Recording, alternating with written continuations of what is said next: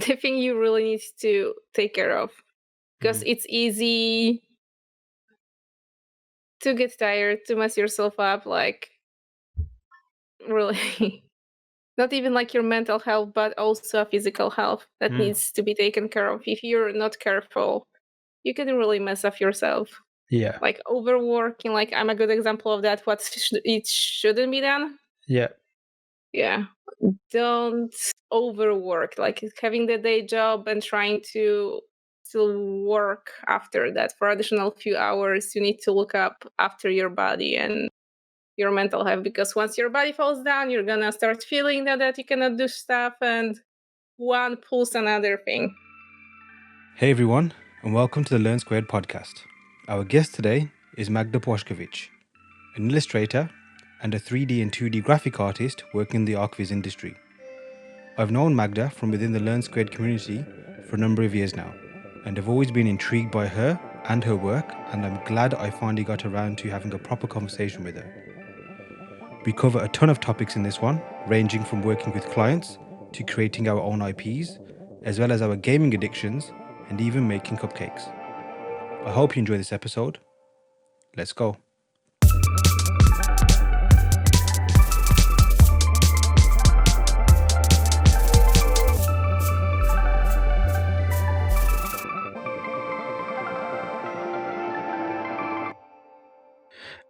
Okay, I'm gonna give a quick crack at your name. I think I might be okay with it, but then you can definitely correct me if I've got it right. So, obviously Magdalena is your first name. Is it Płoszkiewicz? How close? You're close. It's Płoszkiewicz. Okay, got it. It's one of those Slavic names that are long, make no sense, and even Polish people have problem with pronouncing Okay, this. fair enough.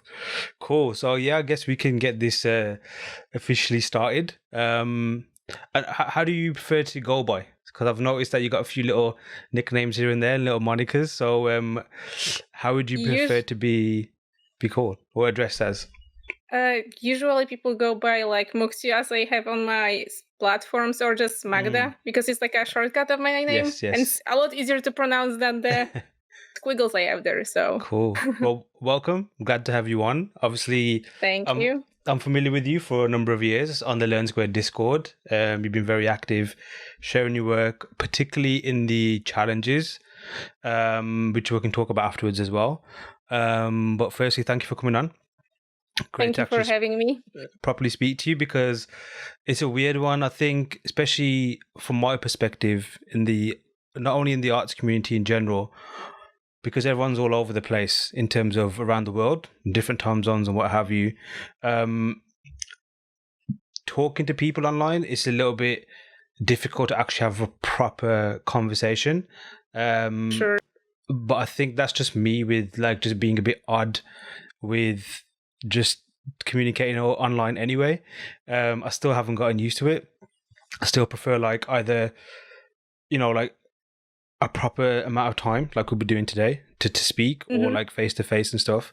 And even though I'm very familiar with yourself, with your work, again, it occurred to me that even to be fair, like most of the people online, I don't really know much about them, or even having spoke to them, like as in, getting to know like what makes them tick and stuff.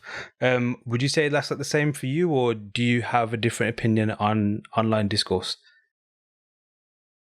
I don't know how to say this. Like, for me, I prefer with artists like communicating like through voice, right? You get to know them better, you get to know their works, what they think. Yeah. Like getting all friendly and buddy and creating actual bond that can last like years with artists. This is what happened, for example, from Learn Squared. I made a lot of friends. I mean, they're not active anymore on Learn Squared, but I still have connection with them. We talk pretty often. Like even like yesterday, there are a few people that I still talk with, and this is really nice. Like creating the bonds and just having the run with people. Yeah, I think like that's super valuable. Having that like connection with people, no matter which, like, I guess side of society you meet them on, whether it's through art or even through work or maybe your neighbor or something. I think it's super helpful. But yeah, I can totally relate to yourself in the sense that I prefer it if it's. I mean, of course, on one hand, it's like great to know people and discover people, but I'm always more comfortable where I know the person and you can just have that like casual flow and that candid flow. And especially, I guess, when it comes to art as well, do you think that helps with pushing yourselves or pushing each other as artists also? I think so. Like, that helps, for example, grow you as an artist. You have those friends community that like support each other, and the people who know you better can give you like, I think, more honest feedback. Correct. Like, you don't know someone and you're just trying to be like nice, like you did this right, you did this wrong, and do this in a nice manner. But once you know someone, then literally tell you, yeah, if you fuck this up here, here, and here, you need to improve here and here. And this is like, might be a little bit harsh, but honest feedback. Yeah. And that's actually what's pushing you more forward than, the polite feedback, I would say. I mean, I guess it's true. Let's say somebody who does give you that kind of direct, albeit correct feedback, you can imagine that if that's the first thing that they said to you, would you take it the same way? Yeah, exactly. Would you take it the same way as if like, okay, someone I know, someone I trust? And I think maybe it's the same case with professionals too. I mean, like we've all got our art heroes and what have you. And, you can imagine someone at the top of their game giving you feedback, which is always super insightful, especially if they're very good at giving feedback anyway. But then do you think it would be the same thing as well? Like, let's say, some top end artists gave you feedback, but they said it in such a casual, candid way. Do you think it would still have the same impact? Or would you still have that thing like, okay, there's no need to speak to me in that way. I don't even know you. Like, why are you being so direct and harsh? With the professionals, I think that would be okay because you kind of look up to some of them. For example, let's even take as an example Jama or Machi, right? If they would give you feedback like that, I would be happy to receive something like this. Yeah, that's just true. Because that's true. You're looking up to them. They achieved already so much, and they also got feedback from other people who are better than us at some point. And I don't know, I think that's a nice push, like someone who's pretty big made it and giving you feedback. They have time to do this. Yeah, I think that's a key thing as well. It's like, because they don't have to, do they? And the fact that they've taken time out to give the feedback is one aspect of it. It could be element of time, but that's where the feedback may be so short and to the point, perhaps. But at the same time, if they are saying it, you definitely got to take it on board. Even if it's a case of, I don't know, let's say the issue is, okay, your values are not wrong. Maybe you knew that anyway, and then they still said it. Or you've tried something that maybe they've suggested already. You could either turn around and say, well, I already knew that anyway. How useful is that to me? But then you could also take it a different way and thinking, well, I have tried that, and they still said that's something that's showing up. So clearly you haven't applied it properly yet. So I guess another thing as well is how to take feedback. But to be fair, even though we've already started the podcast, let's go back a little bit and let's get your origin story. So who is Magda? Really, or at this very moment, I'm a 3D and 2D graphic. I work in archivist industry at this very moment. So, which is a little bit far from what I like to do. So, yeah. Backing up a little bit, I finished actually the architectural courses in college, which I didn't finish because I thought that's not for me, and switched to the graphic design. So I have both of the things behind my belt. What else? I love to do illustrations. That was my main goal, to aim to do that. At some time, like after the college, I was working as a graphic designer for bigger concert, like private clients, doing the branding and so on, but still drawing an illustration is taking the top part. Like, it's the itch that you cannot scratch, and you have to do this. And I hope soon I'll be able to move fully to do that, which would be really nice. Cool. So, like, how long have you been in the arts industry at the moment? 2.5 to 3 years, I think, something like that. So quite a bit of time. That's also the thing I got into by accident. Like, how do you mean by accident? Like, how did you end up there? At that time, I was looking for a job, and someone recommended me to archivist company. So I'm like, hey, I'm just gonna give it a shot. Yeah, even though I'm not good at 3D, I'll just give it a shot. And this is how it started. I just went for the job interview, and I got the job on spot. Oh, great! So Congratulations. Thanks. First month was just like learning 3ds Max and all the pains related with this. So I got this done, and here we are today. I'm working in the 3D field somehow. And was that like, so was that after education or during education? Not exactly. Like, I finished college, I was working for freelance as a 3D graphic for like 2 years. And then once there was like a dry time, I decided to look up for an office job and landed on archivist company. And how was that, like, those 2 years? So was that freelance, pretty much? Pretty much. That was doing like all the tiny graphic designs, having like the small clients, the branding, the logos, the pamphlets. Like, it's nice but a bit boring because this is the repetitive stuff. Everyone wants the same. And like, how did you find it being freelance? Were you working from home, or did you have to go to studios and work on site? I was actually working from home. That was like the best part for me, which I really missed. Like, having this adjustable time that you have and flexible hours for the day. So we're talking like that was 4 years ago now? You started doing the freelance graphic design, is that correct? Yes. Cool. And did you have like any, like, what was your mindset at that time? So you just finished, was it university you went to? Or was it like a different format of education that you did at the time? You can call it a university. So straight after university, you started freelance straight away? Yeah, like in the end of my last year of university, on the diploma year, I started like picking up small clients and just transitions. Like, while finishing college, I had some clients and just straight went fully into the freelance stuff. And I'm going to ask about this because it's super interesting, but it might be super like boring, so please forgive me. No worries. How did you find the freelance? Like, did you get any anxiety or anything around it, or like any worries, or was it just something that you really took in your stride and embraced? Like, how did you know how to conduct yourself as a freelancer?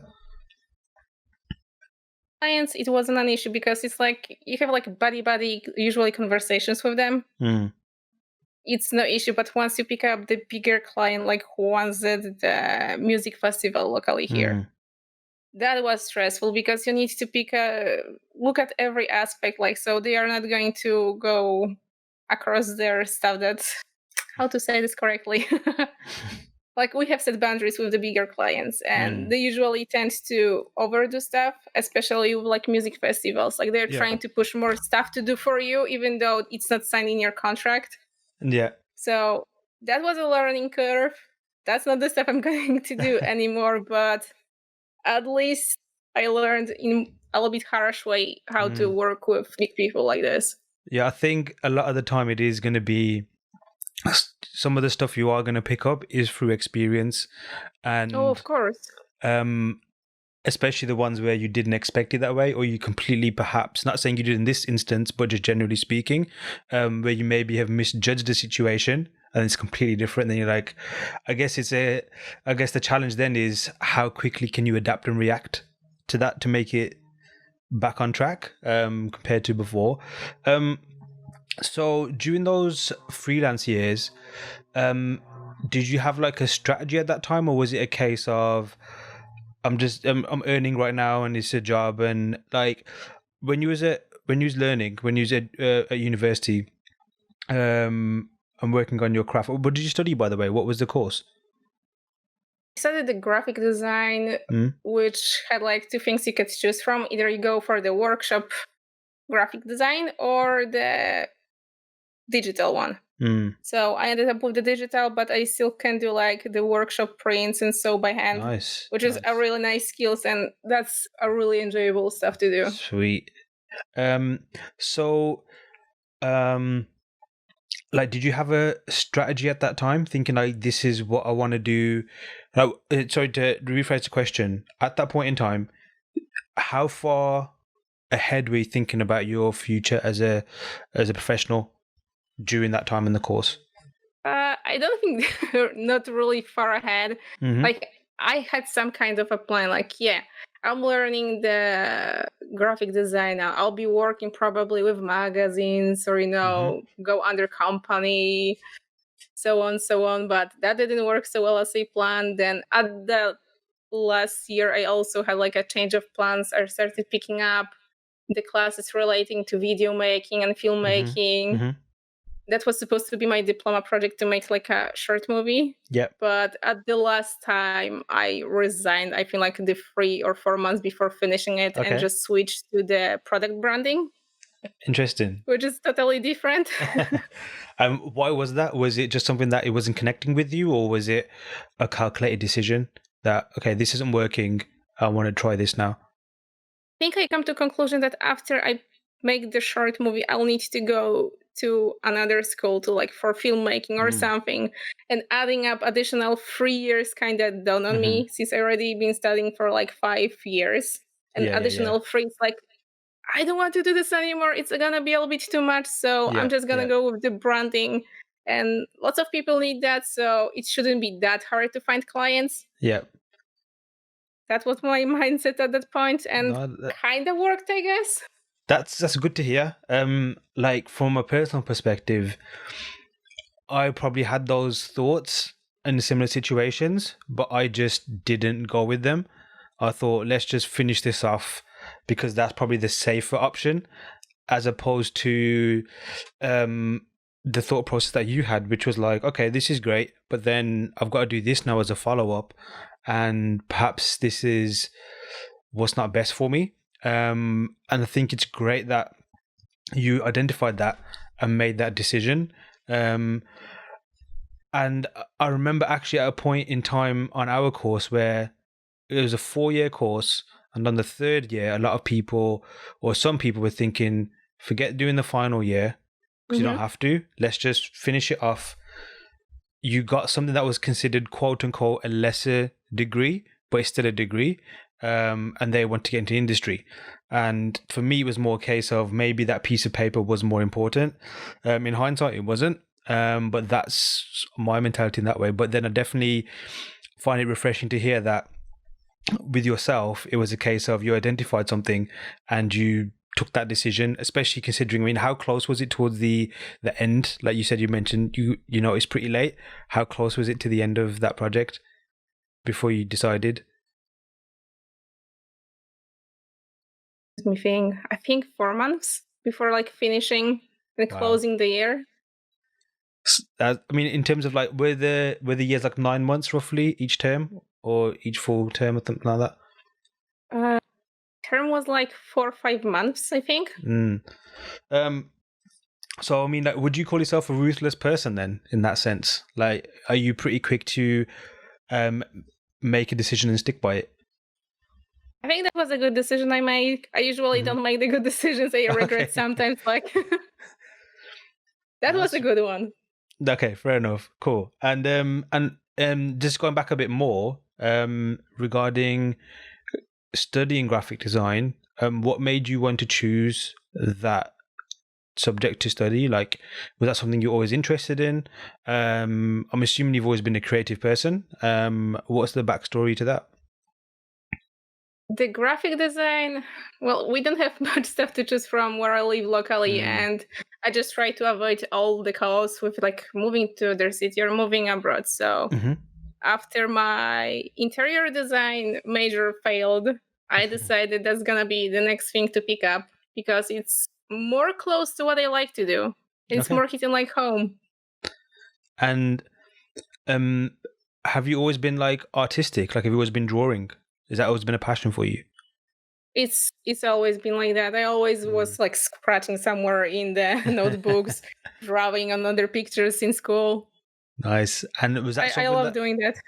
was that something that like was did you know it was something that you wanted to do, or was it always a case of this is just something that I like doing and it was nothing more than that? Or was it always like a bigger goal to that growing up? Like that was like the side thing to do for quite a while until I was finishing my high school. Like I had to decide what to do with myself, and Yeah. actually that was the thing I like doing the most, and I was kind of good at this. At least it felt for me. Yeah. Like I cannot do anything else. Like either I go study English or I'm gonna do something with the drawing. So Yeah. I made the decision to go for the last year in high school for drawing course to prepare myself for architecture major. So did that, got there, but the architecture failed through. Right. Is that what led to the interior design major? Could you repeat? The architecture thing, is that what led to the interior design major? Like the interior design whole major. Okay, yeah. So yeah. Cool. And again, was the architecture thing just something that because it was an option that was available that seemed the most appealing, or was that something again that was something that interested you? I was thinking like, yeah, I'm gonna do the architectural major. This is a good paid job after this. Yeah. That was my mindset at that time. Like, yeah, gonna do this, gonna get paid well after I'm done with this, gonna find a nice studio for myself or work by myself. And I mean, let's say today, with the way things are in terms of learning art and the skills and even the jobs that are available. I mean, let's say, before I ask this question, right now, what do you want to do now in terms of as a professional, as an artist? I would love to move to making illustrations, character, and environments like full time, like with concepting and finishing the full illustrations. Yeah. And even add my 3D stuff to it, like to be able to build the worlds. Yeah. And would that be for like purely entertainment design, or specifically games or films, or the whole spectrum? Like game and design. And even like double elbit in the D&D world. Yeah. With this, that would be fantastic. So let's say this, and when did you come to this conclusion that this is what you want to do full time, or I guess, for the rest of your career? When did that light bulb go off? So I got the job by accident in a 3D. Like, I just realized how much I'm liking this and how much I miss this. Nice. Like, you working the boring job at the 9-5, let's call it like that. Yeah. And there is not much stuff creative you can do at this. You just put, I don't know, the walls, the furniture, build neighborhood. That's it. There is nothing to it. So take that back to now, where you were first being told like pick what you want to choose to study when you was at school, and imagine this in this time right now. What would you choose? Like in terms of to learn education wise, would you go for the graphic design? Okay. Like, but only for that, because also that, let's call it like 10 years ago or 8 years ago, there wasn't much available like concept art courses that we have right now. It's like barely there. If that was there, then oh, for sure I would go for this. 100%. I'm in the same boat. I realized that I didn't know I wanted to be a concept artist until I discovered what concept art was, that you could actually get a job from it. So I guess like yourself, it was just finding something that was close enough to it that kind of like itched that scratch, so to speak. Or scratch that itch rather.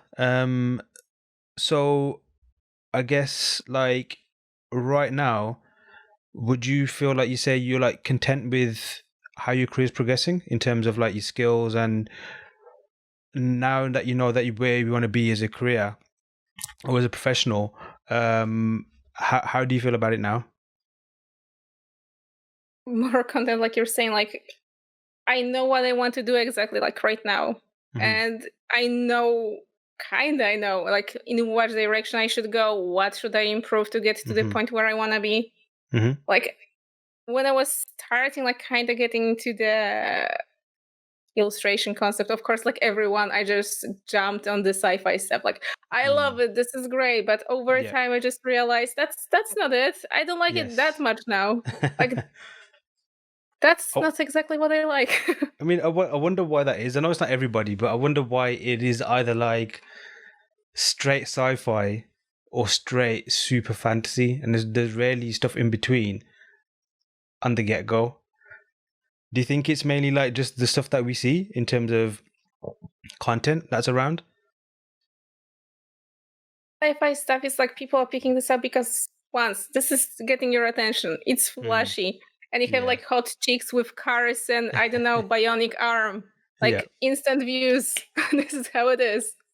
So, like in terms of now, in terms of like work-wise, what's your role at the moment? I know you mentioned you're doing outreach right now, but what's your specific role at the moment? The role.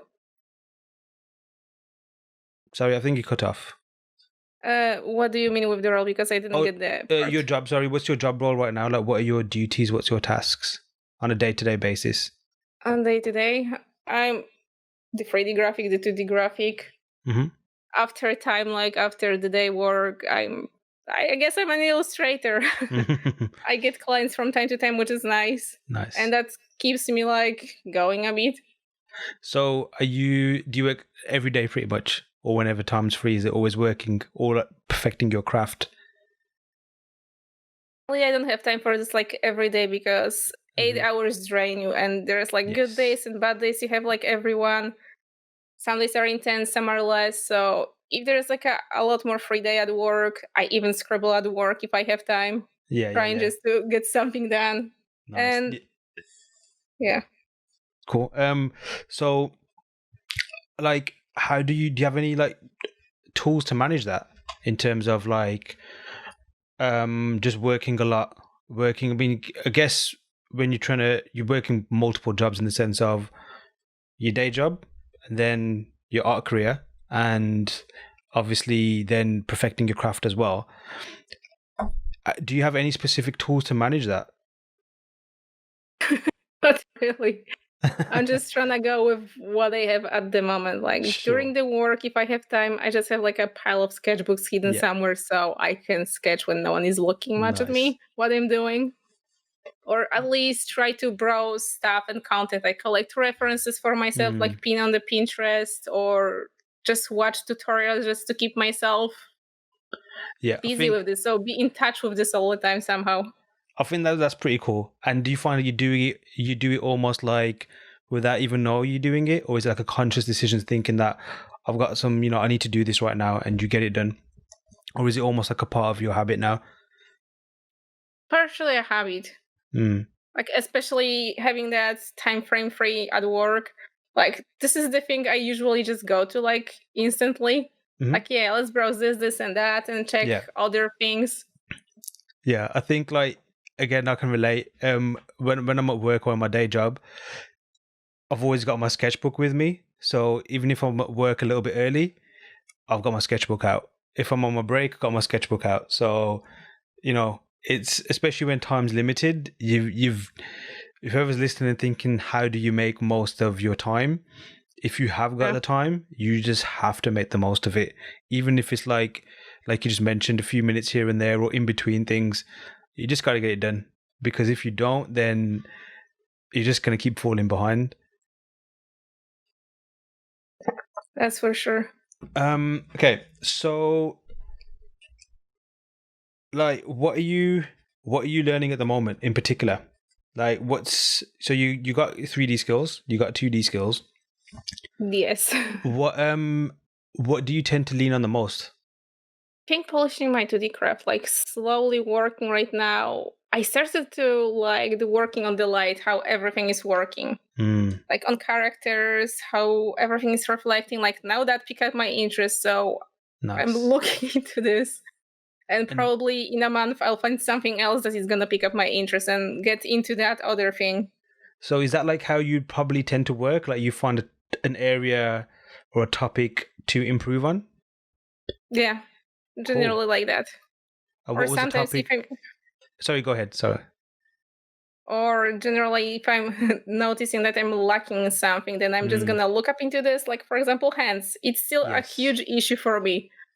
So that's the thing that is coming back often. That's cool. And what was the topic before the light one? I was working on a portrait, like just sitting, drawing heads over and over again. There's a full sketchbook of them, some post notes.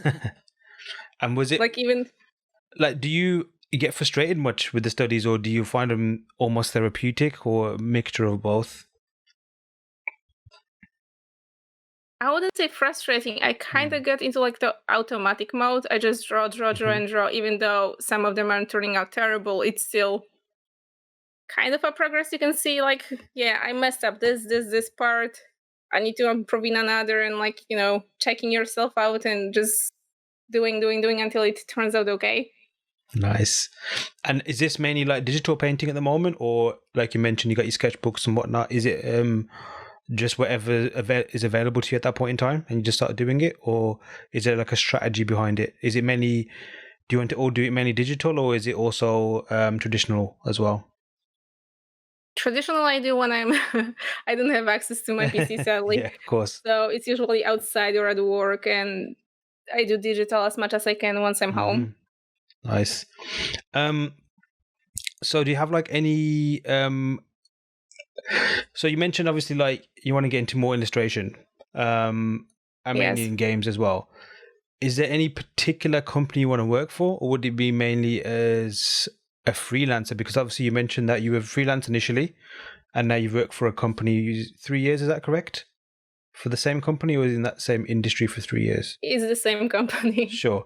Would you want to stay in that studio environment, or do you want to eventually, or maybe straight away, go back into freelance?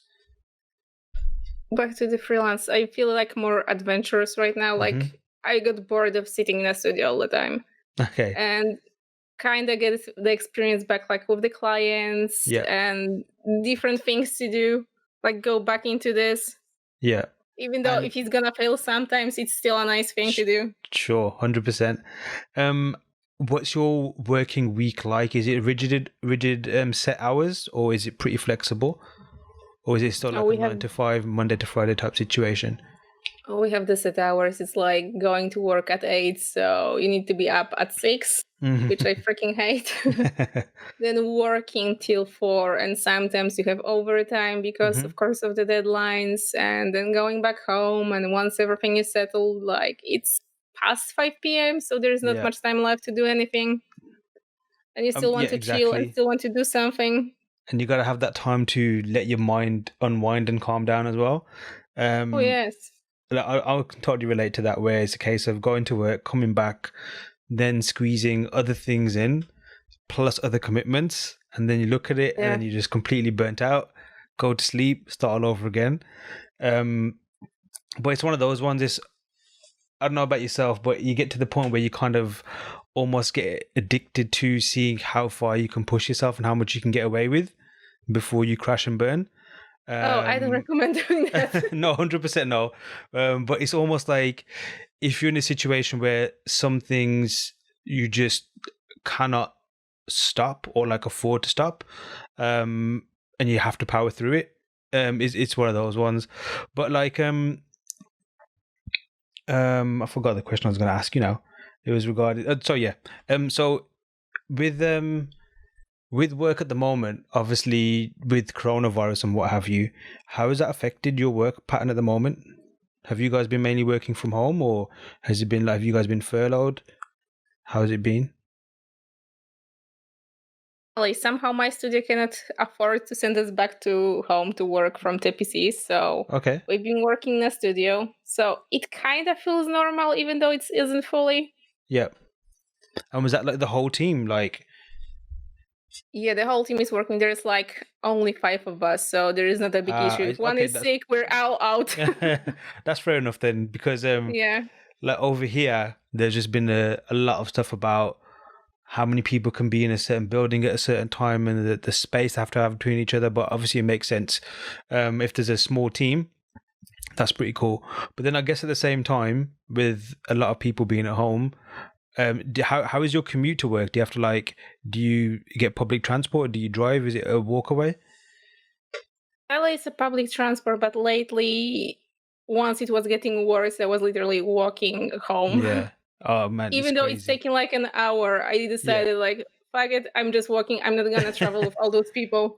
Dude, I hate it. I absolutely hate it. If I'm starting at a point where there's like rush hour, because I work in shift patterns, so sometimes I miss it as well.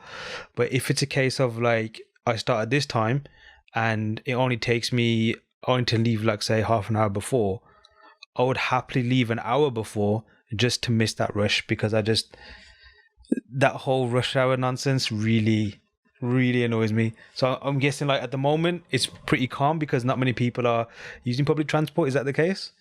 Not really. It started changing after they took off all the restrictions, or most of the restrictions. Okay. Suddenly, from one day to another, it's just come back. Everything is packed. Like, oh no. It was so nice not seeing people. At least you got 2 months of a bit of peace, and now you're back to back to that the was nice. It's a good thing that obviously the company was still working during the coronavirus, because I know some people are unable to work, or some companies can't trade because of the whole situation, which is going to be interesting seeing how that affects the world. Economically speaking, obviously the initial thing was like a health issue. Now it's going to be a huge economical issue for everybody. Has the company or where you work been busier as a result, or has it been the same kind of workload as before? Busier. I've been barely keeping up with stuff we have to do. Even right now, like we're falling a bit behind because there's so much to do, like never before. Interesting. Which is a bit crazy. Yeah. I was ready to have like half time, get back home after working for hours, just chill, do my stuff, what I want to do. I was so ready for this. And then suddenly, bam, you have a lot more work to do than you expect. Cool. And like, what kind of time frame do you see yourself as like transitioning into your illustrator role? Do you have like a set time frame, or is it a case of building your skills up? Like, what's your mindset at the moment, or what are your short-term goals at the moment? I think would be nice to go like till the end of the year as a full freelance illustrator. That would be perfect. Like, nice. I still have a bit of time to polish my skills, to build up my portfolio, to make it presentable. And I guess like with the freelance stuff as well, as you've experienced before, is even if there are times where like, okay, it's a bit quiet in terms of on the client front, hopefully that won't be the case, but you know, sometimes that can happen. That is always a great time to brush up on those skills. So you can even like work the same amount of hours, but instead of having clients, it's for yourself, and then you can just blast through and working on those skills. Or even on the stuff that will allow you to have like passive income, even make like stuff to print. Yes. Get everything done that you can without the clients when there are none. So just try to find other things. Yeah, I think that's a great topic to jump into, because there's something I've been thinking about a lot at the moment, is just passive incomes and just other incomes that just happen basically, you know, on the side, which is basically what passive income is. For myself, speaking, about 4 years ago, up until about 4 years ago, when I really started putting all my eggs in the let's be a concept artist basket, for me, the biggest goal was always like, let's just get in a studio, let's earn money that way. And then if I'm awesome enough, then end up being a full-time freelancer, what have you, work on for the biggest clients. Now looking at other things around, we obviously got like Gumroads and the educational side of things, and even like making assets and all that kind of stuff. It's changed my mindset in a bit, thinking that, is it even needed to have that main job that's going to pay for everything? or is it a good strategy to maybe have all these different, passive incomes and survive that way? So it's something I'm trying to figure out. But what's your perspective on it? To have like a mix of both, like you have the passive income that is going to sustain you when you don't have the clients, and still have the clients. Like it's nice to work with other people, to see your work out there, let's say in a game, in a movie. Yes. Like you took a part in this and kind of get that proud feeling, hey, that's mine. Like I think, that's great. Yeah, like get a nice balance. So you mentioned like prints. What about anything else?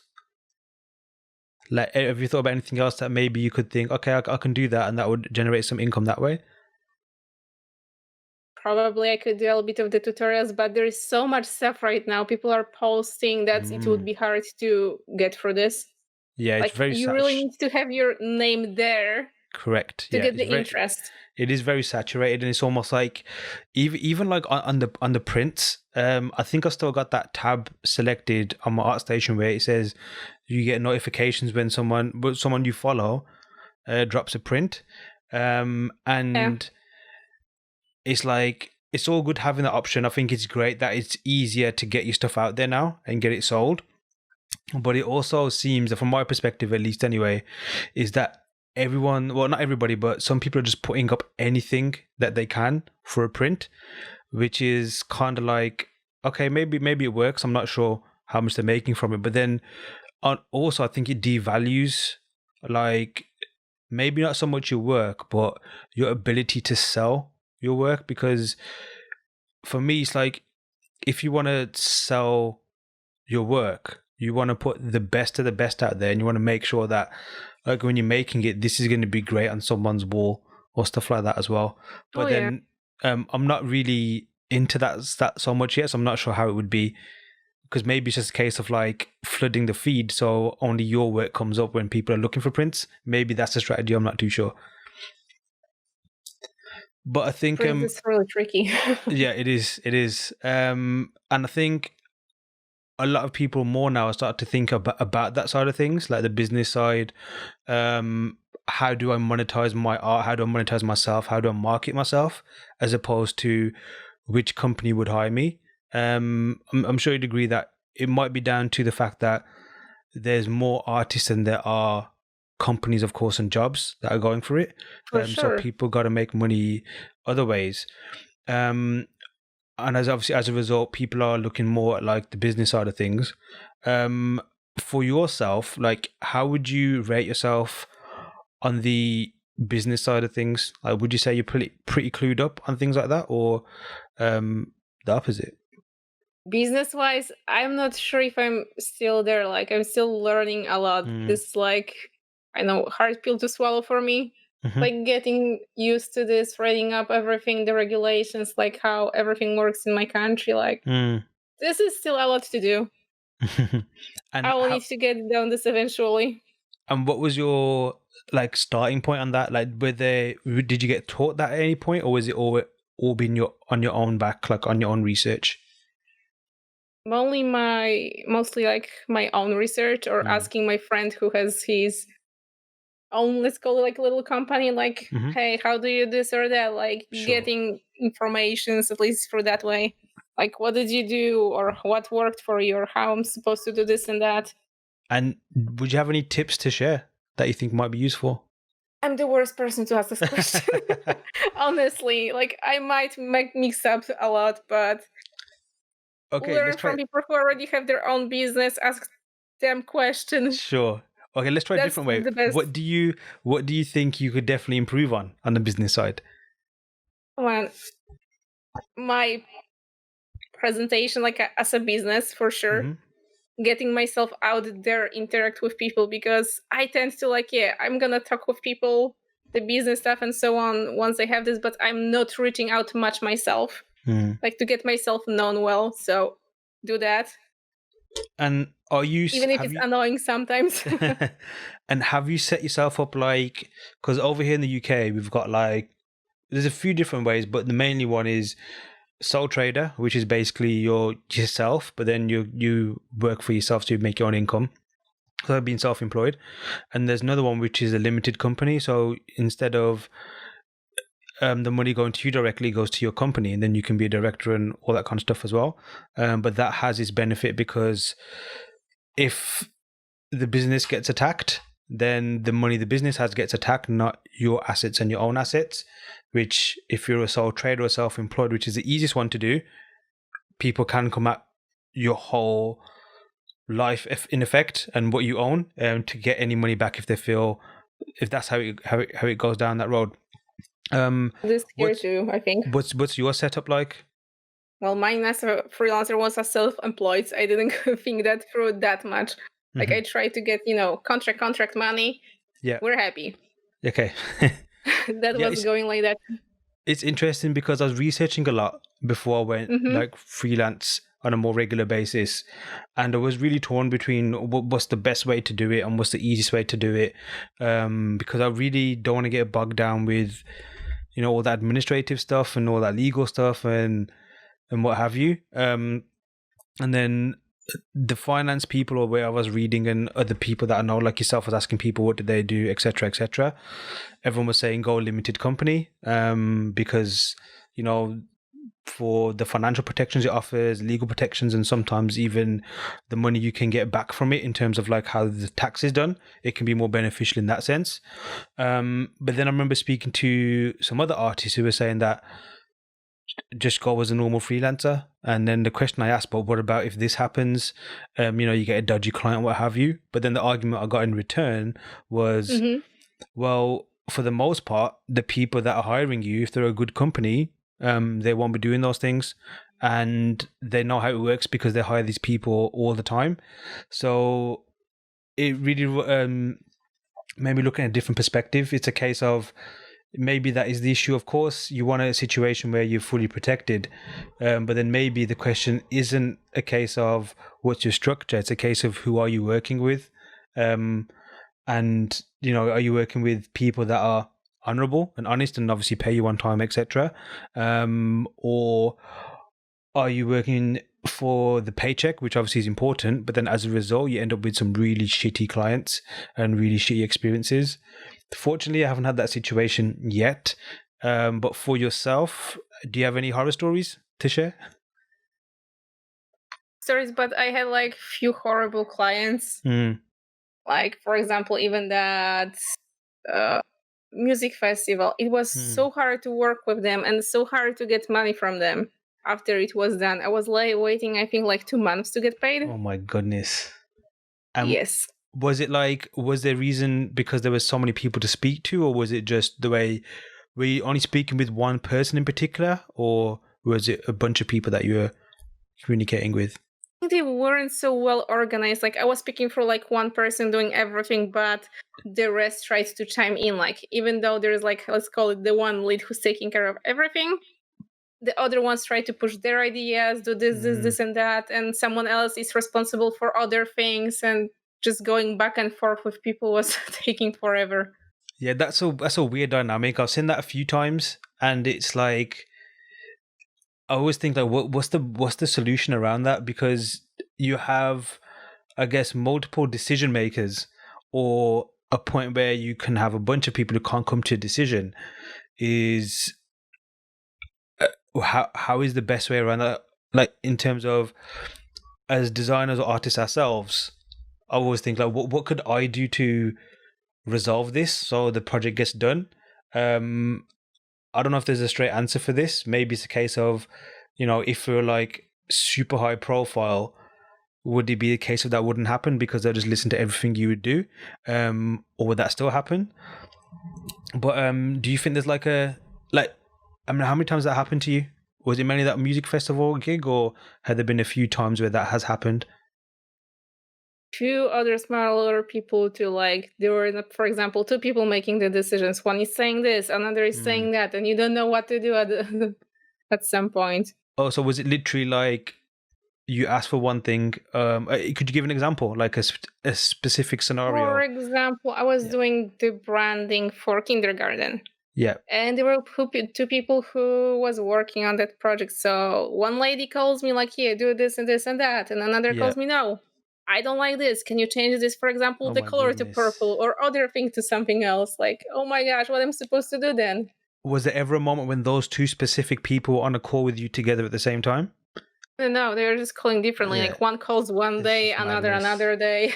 And it just makes you think, like, if they just had that conversation beforehand, how much time and money they would have saved, and solved the issue.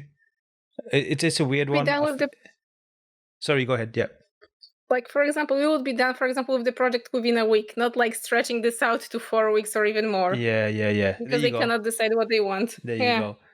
And it's like, it makes me think sometimes that is it just people who are like, not to be too harsh, but is it because people are not good at their jobs, or is it because people are not trained well in their jobs? Is it simply a communication issue, or is it the company structure is done in such a way where it is a case of like different people contacting like yourself and not getting around to it? But I don't know where he was speaking to about this, but it was a case of we're always told how we're supposed to behave with clients, but there's never a course anywhere or advice anywhere of how to teach clients how to be good clients. Someone please make that course for them.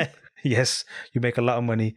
I think we'd even buy it for the clients. So look, before we begin, I'll bought this course for you. Please follow this, and then we can have a conversation.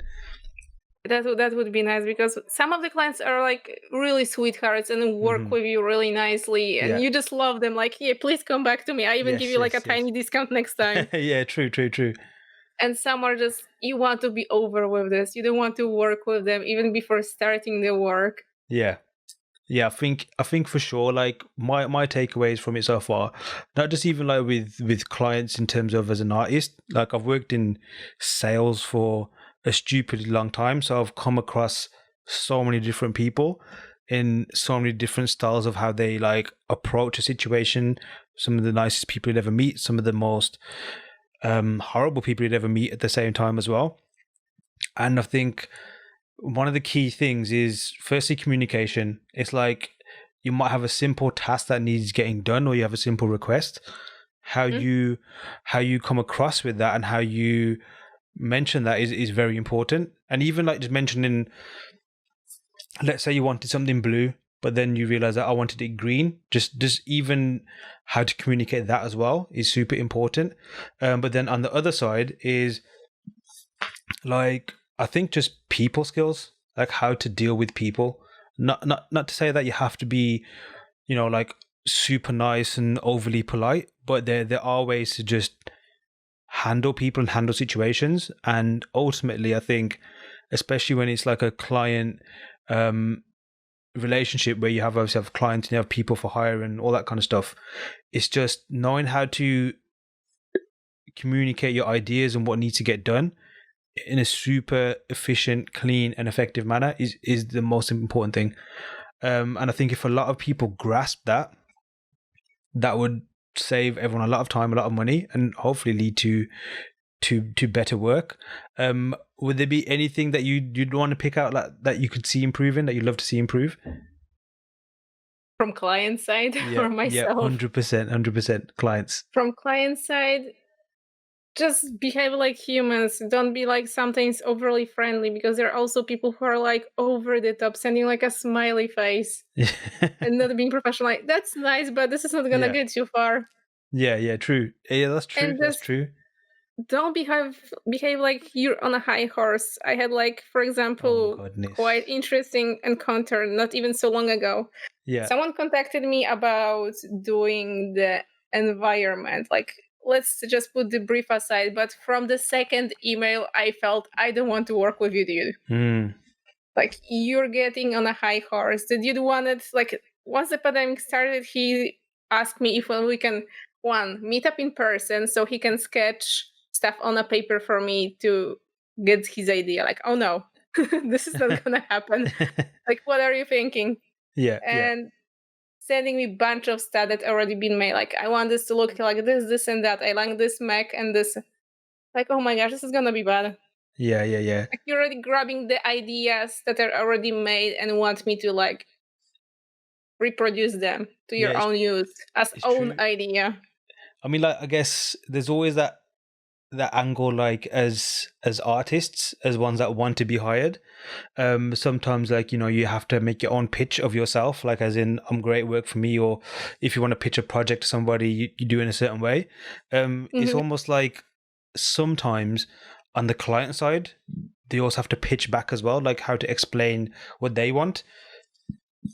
And a lot of the time, like, you could even, not a lot of the time, sorry, but there can be instances where even you, like you mentioned, after about a couple of interactions, you realize that they don't know what they want themselves, but then they keep insisting with certain things. Like, it's almost like they want you to figure out for them, but they won't admit that at the same time either. So it's like a weird, strange cycle these things go through sometimes with the interactions with certain clients and certain people, I feel. To make them just push your idea, so it's gonna seem like it's their idea. Yeah, exactly. It's nearly impossible sometimes, but sometimes works. I've read someone mention as well that when it came to like with clients, because they knew that it was one of those where, and I think it might not be, because obviously client is like a very loose word. A client could also be, you know, like the whole entity of that whole company that they represent. But ultimately, you only speak to one individual from that whole place. So technically, that person is your client. Like that. And sometimes the person who's reviewing the work they've asked you to do or what have you, sometimes they'll be like, that's great, that's what we asked for, perfect, let's go ahead. Or this has opened these doors here, let's explore these and go forward with it. Sometimes people just have to say something for the sake of saying something, even though it's not necessary. And then someone mentioned that they would always present something, and no matter what, the person that they're presenting to would always have something to say, something needs to be revised. So then their tactic was to come out with a multiple options, but then purposefully put, like, say something that they know would definitely go down not so well on purpose. Or like, you know, like, I don't know, they're doing like a spaceship, but then just put some really irregular, put a penguin on it, for example, or something silly, knowing full well that idea would get rejected. So the client would take on the idea that is, in their opinion, the best one, and then that would tend to work. So it's weird that how like, I guess the human side of things, when you work with clients, like there's people with their roles and their duties, and how they would seemingly disrupt the productivity of the work being done. I think it's like even the same in the archivist field.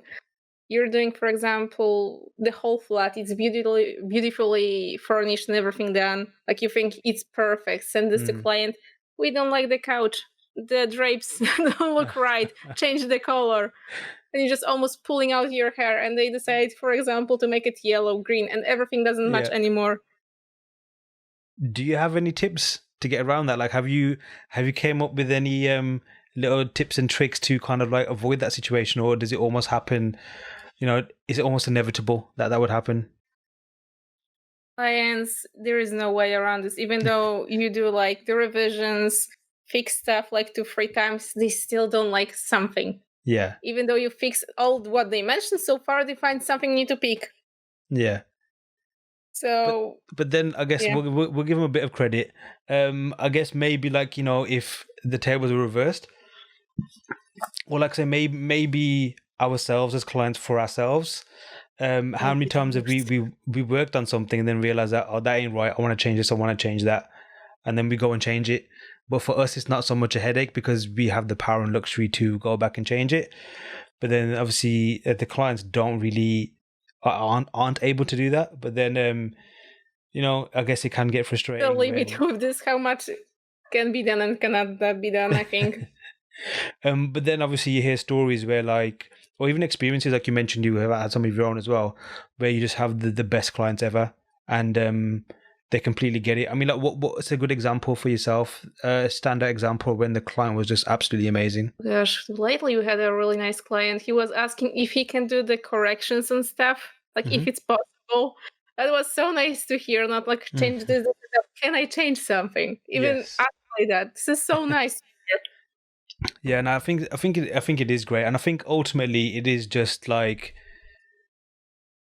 I think having a rapport with your client is important, because like you mentioned even earlier on when we're speaking about just having art friends and getting feedback, is better when you get feedback from somebody you're comfortable with than some random stranger. Obviously your clients, it's a different situation because there's not really that, no one's paying you to be friends with anybody. But then I think if you have a rapport with somebody, if you can build a rapport, whether that's in the initial meeting or the preceding exchanges that happen after that, that can really help with even decision making. Like let's say they want something changed, or they don't like something.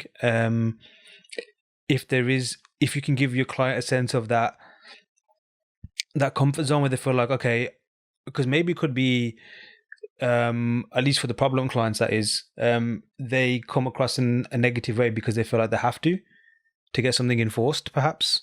I'm not too sure. But maybe this is more in the realm of psychology than anything else. Maybe there's some of them, this is how they run stuff. Like they're in company with the iron face, so they have the need to be totally like that towards other people, or the power drive they have. Like, yes, I hired you. I'm gonna tell you what to do, and you have to do this. Yeah, and that's it. You. Yeah, you're right.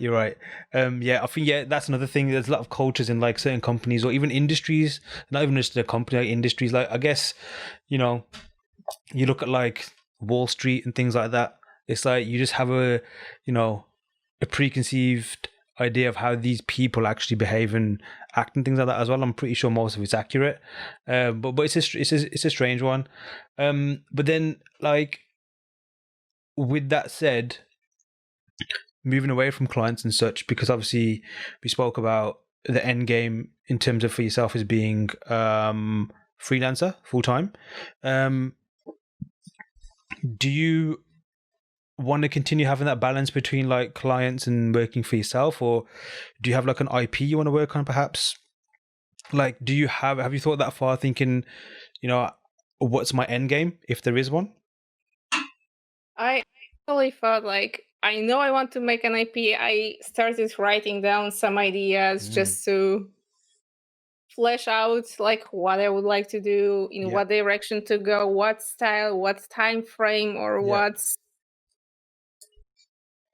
I need for it.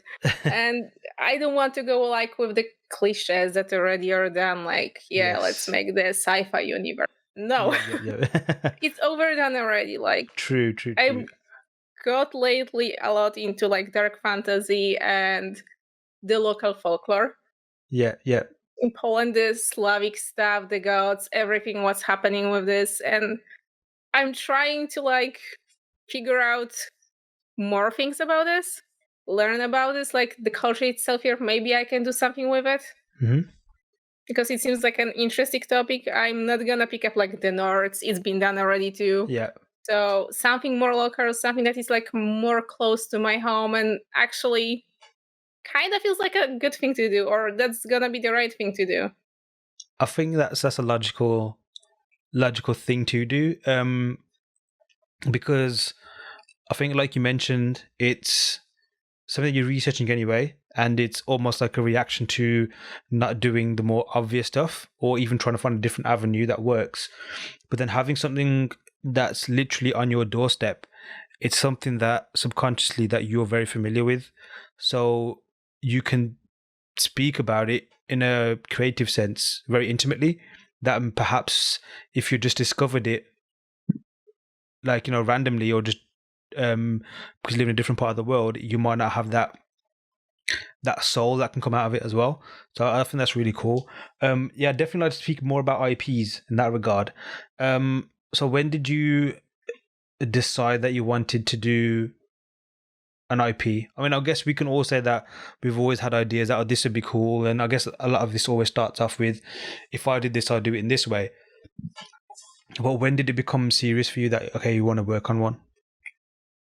No, so like a time frame, but kind of feel like I'm getting reaction to certain things. Like, I love the Slavic stuff. I would like to make the characters, and I'm starting thinking about this what characters I can make, like what story could I apply to this, how can I build this world, if I want to make this like happy, cheaper and everything, or anything like that. And I don't know, I started like looking up what to call it, other games that I'm also getting like reactions from. For example, Dark Souls and Bloodborne. I love the dark fantasy mood, and I love my Slavic stuff here. And I'm thinking like how I'm supposed to, or how can I combine it so it's still gonna relate to my region, but be kept like in a dark mood, like dark fantasy, like fairies, maybe nymphs. Nice.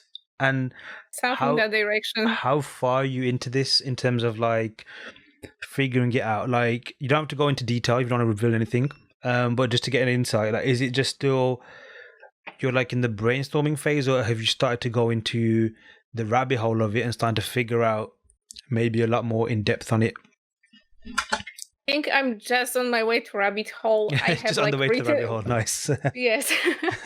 I have like written down ideas, like how I would see the characters, or just writing down the notes, how creatures would look like, how environment is gonna look like, or even just, sketch the swamp with the trees, just to get something out of your head and slowly build that on that. I mean, it's crazy. Like, I have a few ideas, but I've always had those ideas, and I've learned pretty early on that to kind of like ignore them a bit. Because in terms of trying to be a professional that earns money off this, that can be a bit distracting, because, it's very difficult to get these things done, almost in a way. Yeah. Just focus on being a professional. However, that's always been there in the background. And even like over the last, I'd say, year or so, it's been like, okay, now let's start thinking about it seriously, because of the tools out there. And maybe it's a lot easier. Not easy in the sense of like you can just do it in a weekend kind of thing, but almost easier, and there's less barriers, at least financially and also technically, to get certain things done now. But like, is this your first proper thought about an IP, or have you had many thoughts like this before and put ideas down before as well? It's like the first proper one. The rest, like, I was just doing like whatever, I'm just gonna draw and so on. But this is like something I can feel, like I'm loving this, and it brings joy, and I don't know, I'm just generally excited about that. Yeah, I guess that's what I was really getting at. Like, is it, because I guess we've all had it where you can start with ideas and initially it's great, and then you kind of like, this isn't so cool anymore, or maybe I'm not so passionate about this as I initially felt. But then the ones that are really great, because when you think about it, when you delve in it, you just keep going further and further into it, and it gets more and more satisfying. And I think you just answered the question that I'm going to ask, is essentially, are you feeling the same way about this particular project on it right now? Like, the more you go into it, is it feeling more and more like, yes, I want to mess with this world more, I want to flesh this out more? Are you in love with it yet? I guess one way to put it, or is it getting there? It's getting there. Like, the more work I put, like, it's like creating your own IP baby, I guess. Yeah. And how are you going about it? Like, is it just purely written notes at the moment, or are you drawing anything at the moment? Because everyone has different ways of like creating IPs, which is very interesting, because there's no one way to actually start them off. I have few sketches done. Probably at some point somewhere this year I'm gonna start publishing like maybe characters, like a snippets of environments that I thought through, and I feel good about them. So nice. Maybe soon. Have you? Because I've seen a few people mention like brainstorming. Like, I think there's I forgot the name of it now, but there's a few online ones. Sorry, excuse me. Where like you can obviously just brainstorm out certain ideas. So have you tried anything like that? Or is that something that you don't prefer to do it that way? I do this sometimes, like bouncing ideas with some artsy friends. Yeah. And sometimes by accident, great things came out. Nice, sometimes silly. Nice. It's something that you can reuse, if not with your IP or with your current idea, that it creates something new sometimes. Yeah, I think that's super important as well, because even though it is your idea, it's in your brain, just having that, that sharing back and forth of ideas can lead to, because everyone's got different perspectives of other people, so they'll always see something different, or maybe would be like, that doesn't sound too cool, this would sound better, and you're like, yes, of course, why didn't I think of that? So I think that's really cool. How do you want to, like, how do you see this taking shape? Is it going to be a novel? Is it going to be a game, short film, or is that not decided yet? I think so far I'll start with the set of illustrations. Slowly taking shape in that, and maybe after I polish better my 3D skills, would be nice to make like 360s of some locations. Yeah, nice. So you can check this out in a VR or something. That's awesome. Do you have any other ideas that you might want to pursue, or is it mainly this one at the moment? I think like it's the one at the moment. Like, I don't want to overwhelm myself too, because if I do this, it's not gonna be good either. In terms of, you mentioned like IPs that have inspired this particular one, you mentioned Bloodborne and Dark Souls. What other IPs inspire you? I guess not so much for the IP you're working on, but just generally, like, what, growing up or even now, recently, or in the past, what has truly inspired you? It would be like the worlds from some of the games.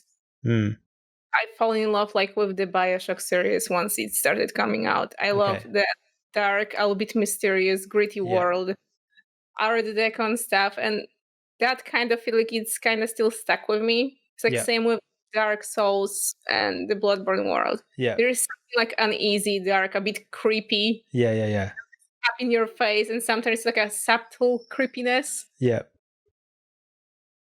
That's sweet. And is that something you want to like really explore with this IP? I would love to, like, not right up in your face, gory, scary creatures, but like something that you look at and feels unsettling. Yeah. There is something to stuff that unsettles you. It's like I normally tend to stay away from stuff that's like scary.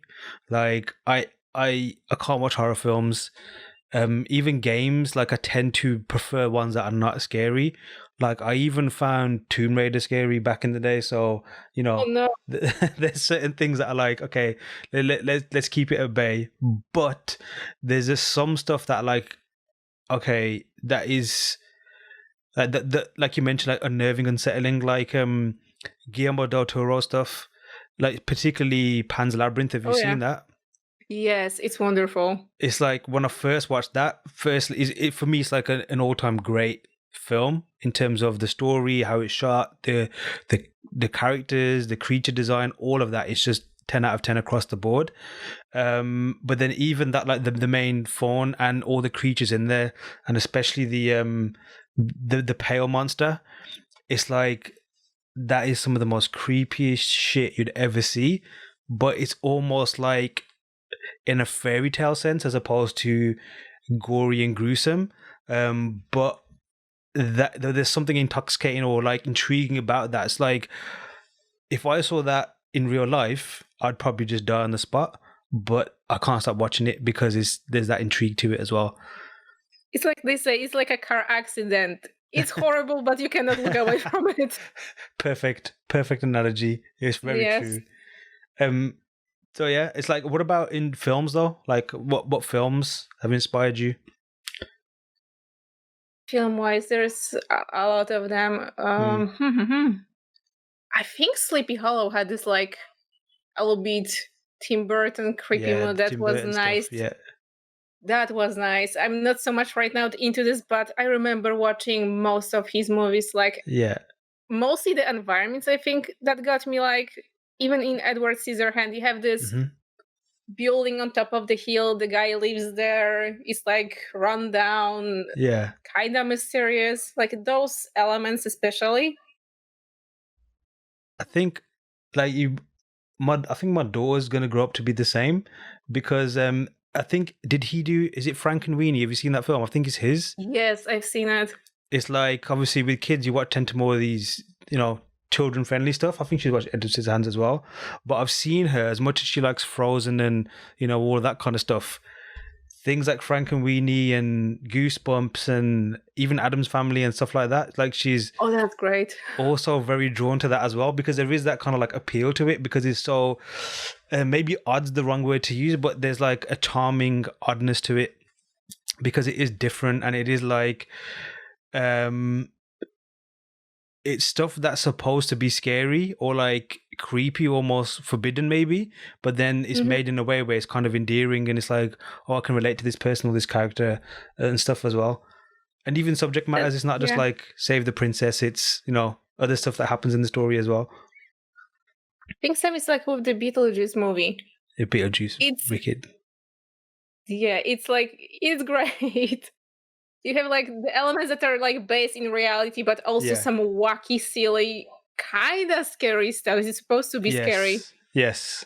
It's like, I remember growing up, I just loved it. I was like, I want to watch Beetlejuice. And even when you realize that, like, I haven't seen it for a long time, but they go into, is it hell or the underworld or something? Because obviously, and you see, like, I remember, is it the football team that's there, and like they got these horrific injuries and what have you? And as a kid, you look at it, it's almost like it's slapstick, it's almost like funny.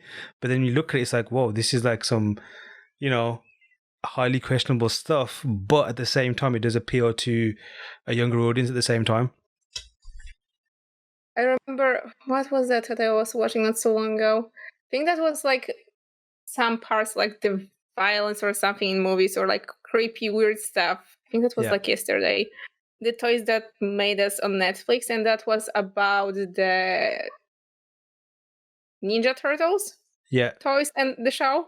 How it was made, like the kids found appealingness, that it's not like perfect, I don't know, candy looking, like there's a little bit of violence, there is something happening, there's kicking ass and stuff like that. Yeah. And it's just perfect. Yeah. Even like I was watching it the other day. There's always stuff going on every day when you got kids. There's always something being watched. And even like Star Wars and Indiana Jones, for example, I love them to death. But there's so much murder that happens.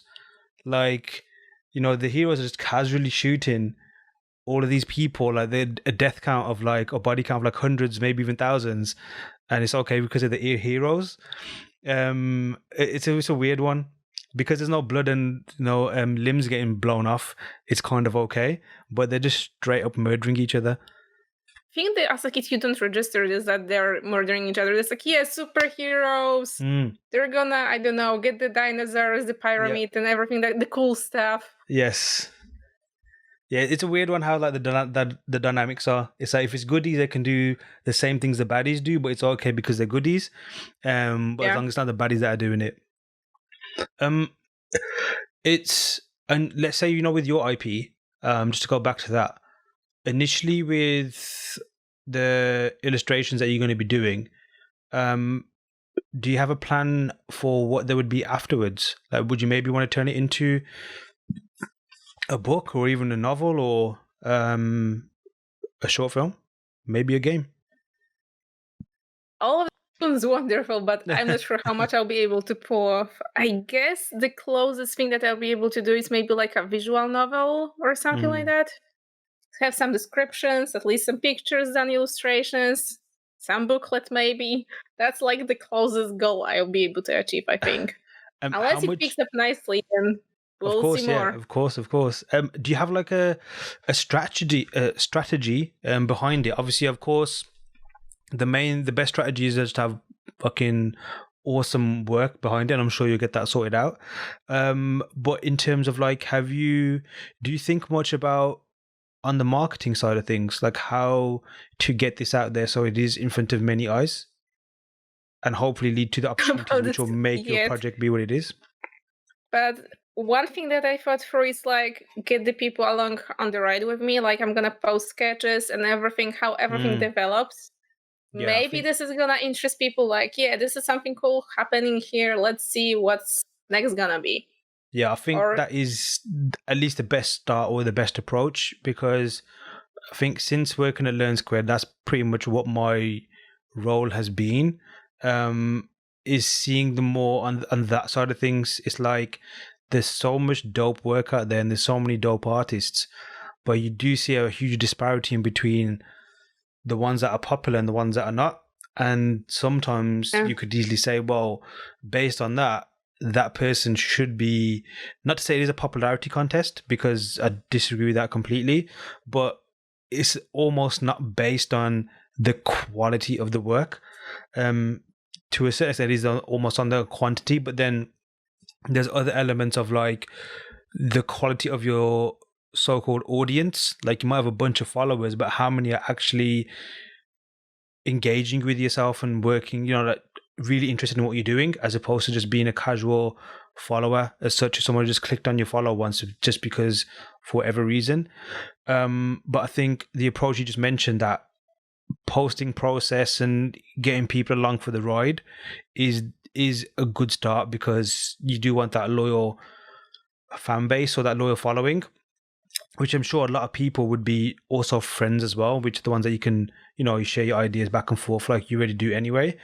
Because I think it's a lot of things that a lot of people need to start looking at, because we're both people who really want to like branch out into the industry further as compared to where we are now. And obviously with the competition increasing and the likelihood that more of us will be working on our own thing and trying to pitch that outwards as well, that's a lot more noise for people to filter through.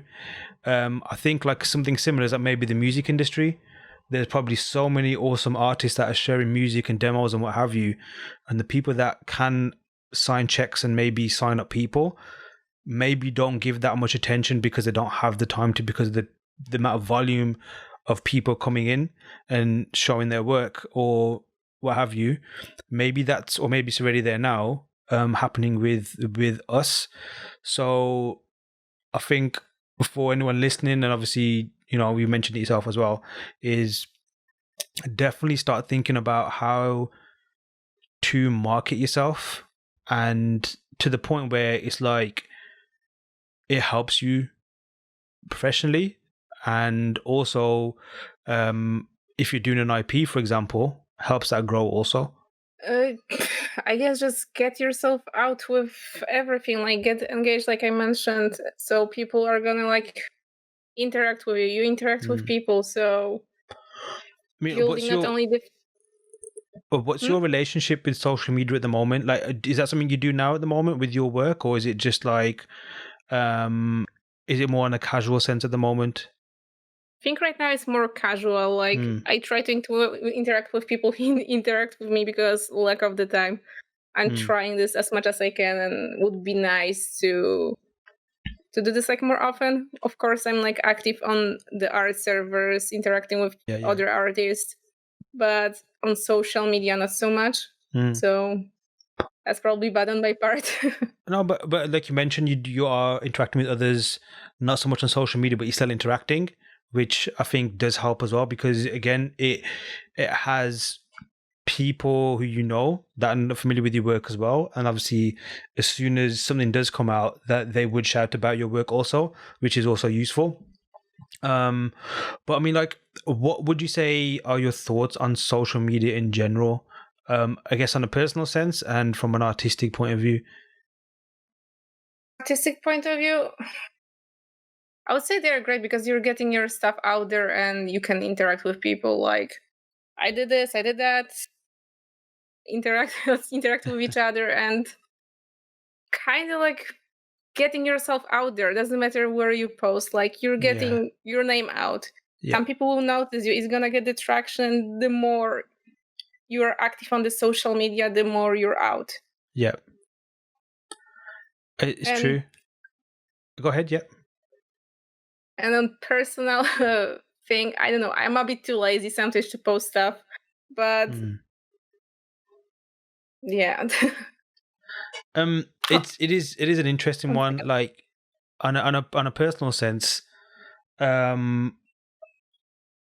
think social media is just something that we shouldn't live through, and I think a lot of people do, and I think can get very negative and there's a whole other topic of like the impact it has on just humans in general and their mindset, what have you. But from an artistic or professional point of view, it can be a very powerful tool, in the sense of like, even if you're someone who's like averse to like, maybe I don't want to, because there's a lot of people out there who just don't want to be on social media, don't want to be out there, which is totally fine. I would, if it wasn't for work or for my art, I would not be on social media at all. So I totally can relate to that. But then almost by accident, I discover that it is useful in a professional sense, like as a marketing tool, as an advertising tool, because that's essentially what it is. It is made by companies who are basically ad companies who want to sell you, who want to, who make ad revenue from selling ads so you can get to other people. That's essentially what it's there for. And then obviously with art, when you put it out there, on one hand, yes, it's an expression, and you can do it for yourself. But if you're really putting it out there, it is for people to see it and to appreciate it. And if you are in a situation where you want to get hired, or maybe you want to sell prints, or like you're making your own, you're your own brand, and you can make your own money from your own art, then it is super, super useful. So it is. I would advise anybody who's not, definitely consider just even like, it doesn't have to be all of them. It could just be maybe an Instagram account or Twitter or whatever have you, even just on ArtStation.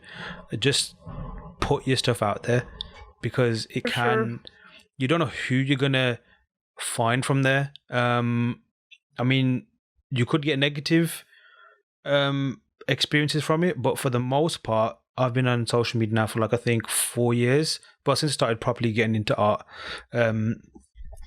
99.9% of my interactions have been positive, and that's purely just from putting my work out there honestly. And I could argue that perhaps me working at Learn Squared wouldn't be the case if I wasn't doing that either, because obviously I was putting stuff on the Discord and all that kind of stuff as well, or Slack when it used to be Slack. I remember the days. Because you never know who's looking and who's watching, and I've made some pretty cool connections with people I genuinely call friends, just from there also. And all it is just putting your art out there. You don't have to put yourself out there. You can still keep that private, but put your art out there only. So, yeah, that's just my little rant about the pros and cons of social media. Make your name, put it out. You don't have to use your own name. Exactly, like yeah. 100%. Alter ego, let's call it like that. Yes. Look at Beeple, Oh. Perfect example. And exactly. Like, do you... Because one of the reasons why I'm mentioning that, or I've mentioned it, is because we don't know what the future is going to be like for artists. Obviously, hopefully there's still loads of work going around. You've got loads of vendors who want to make IP, so they would hire more artists to make their stuff. As I think coronavirus has shown, is there's a few industries in the entertainment side that will definitely boom because of it, because there's more people wanting to consume more. So they need to have more talent to hire. But then, like we mentioned before as well, there's now a chance to earn your own like passive income just from other elements to it as well. Do you have any worries like about the industry going forward? Bigger worry right now is, like you mentioned, the competition is getting there. Like there is more stuff accessible, the courses, the everything, the more people get into this, and I'm honestly worried that there's gonna be like tons of better people, which is of course true, and I won't be able to get the job as easy or easier. Yeah. Because I don't know, for one place there's gonna be a place suddenly like 50 other concept artists. Yeah. And like one of the 50, your chance is getting like lower and lower with each year, each month, pretty much. The more artists there is. That's true. So yeah, working on your own stuff seems like a good idea as long as you're for the right with other people and they're gonna follow you and have that base that is going to support you. If not buying your stuff, just boost you or even like share your stuff. It's doing wonders sometimes. Yeah, it's almost like it's gone in reverse. Like before, like not even just art, like generally, before you'd have a talent, you'd get signed up, start working on it, then you build a fan base. It's almost like it happens in reverse now. You can build a fan base before you make it as such. Do you think, like, what about on the money side of things? Do you think there's a right to be worried in that sense as well? Or not so much? Anyways, it is like it's already been like you have your own wages and you can get the clients that are willing to pay you. But of course, there's going to be other people who are going to unbid you, like with the students, for example. I can do the same work, but cheaper. So it's always like that thing that other people undermine you. Good example. That's true, yeah. Go on. Sorry, yeah. Good example for it. I'm going to use the DeviantArt, for example. Yeah. You're selling your commissions, like you're really good. For example, for $100 for portrait, and there is someone else who's gonna do the same work or similar in the style for like 15, and bam, you're out of the market because of the people who do that. Yeah. So, what do you think? There's like a way around that? I'm honestly not sure if there is. Like, cannot think of one right now. Me neither. I mean, on one hand, because I've had like, I'm sure we've all had it. Those of us are freelancing, or even if you're not freelancing, you get people reach out saying want to work with you, etc., etc., and then you mention a price, and then you never hear from them again. Oh yes. But then it makes you think that, like, so did they ever get somebody to work for them, or has somebody just taken a pay cut just for the work? But then at the same time, is that so much a bad thing? Because maybe that project might not have been a great project to work on. Because I think, from my understanding, reading in between the lines, I mean, like Ben Morrow was pretty awesome in putting out like how, like a pricing guide in terms of like how much you should roughly charge for. And there's a few others that I mentioned have been quite open with like rates and what you should do, but ultimately I guess it's all down to what do you need to live with, because is there any point in taking money that you can't live off just for the sake of making money? And then if that particular project is like, so basically what I'm trying to get at is there's like, say, a certain standard of rate that the industry normally would expect to pay out from big companies, for example, and more even general companies. They know, like, say, let's say, for example, the day rate is $100 or whatever, just as an example. That's the average wage that everyone needs and what have you. But then somebody says, can you do it for like $5? And then you obviously say no. Maybe you do it for like 70, but then that's still too high for them, so you don't take it. Maybe it's that company just not knowing or not being right or having realistic expectations of like how much they should be paying out, which maybe means that that project might not be worth working for anyway. And maybe companies that are like, do understand how much artists should typically be paid or happily pay that out as well. So I don't know. I think it's more of I still think that the companies that are serious about wanting to make stuff on a professional level would still pay out the normal rates. Companies been long enough on the market, they know this. Yeah. It's like a starting company, they probably push where they can save. Yeah, and of just course. being like of this. Course. And I even still think, I mean, like, just to get into pricing, not have to mention any numbers or anything, do you normally go by like just generally like how the logistics of things, do you go by a day rate, an hourly rate, or does it vary depending on the client?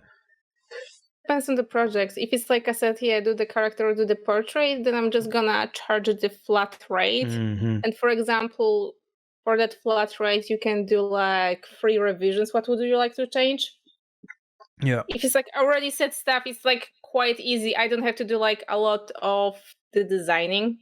Like, yeah, I want, for example, the archer with, I don't know, a horse on the side. Yeah. And they're already sending me like good stuff in a brief that it's already like said how it's gonna look and stuff like that. Then yeah, it's gonna be a flat rate. But if there's a lot more to do with this, then I'm just gonna charge by the day. And which I think it's reasonable.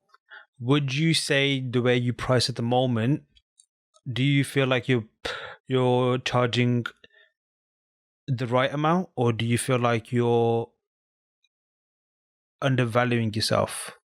Like, do you feel like you charge the right price, or do you feel like, because myself, sometimes I feel like, okay, cool, I'm doing the right price. Sometimes I think like, oh, maybe I should have charged a bit more, etc. I don't know. What was your thoughts on that?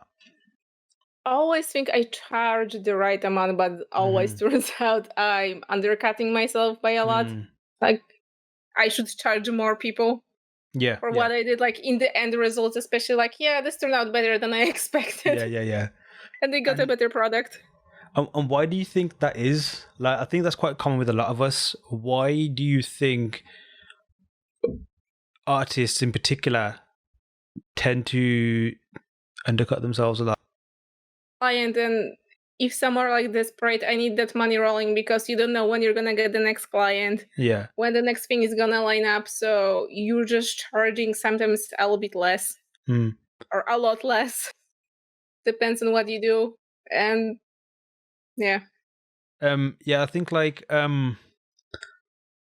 don't know, it's because I've always been working like just any kind of job whilst trying to do art. So there's always been that division of like, okay, that job just makes the money, that covers the bills, etc. And then I will make the art. Which is maybe, I guess, made me realize that when I earn from art, it has to be this price and nothing less, unless it's like some really crazy good opportunity. But then, like, do you agree with taking a lower pay just because you need to earn?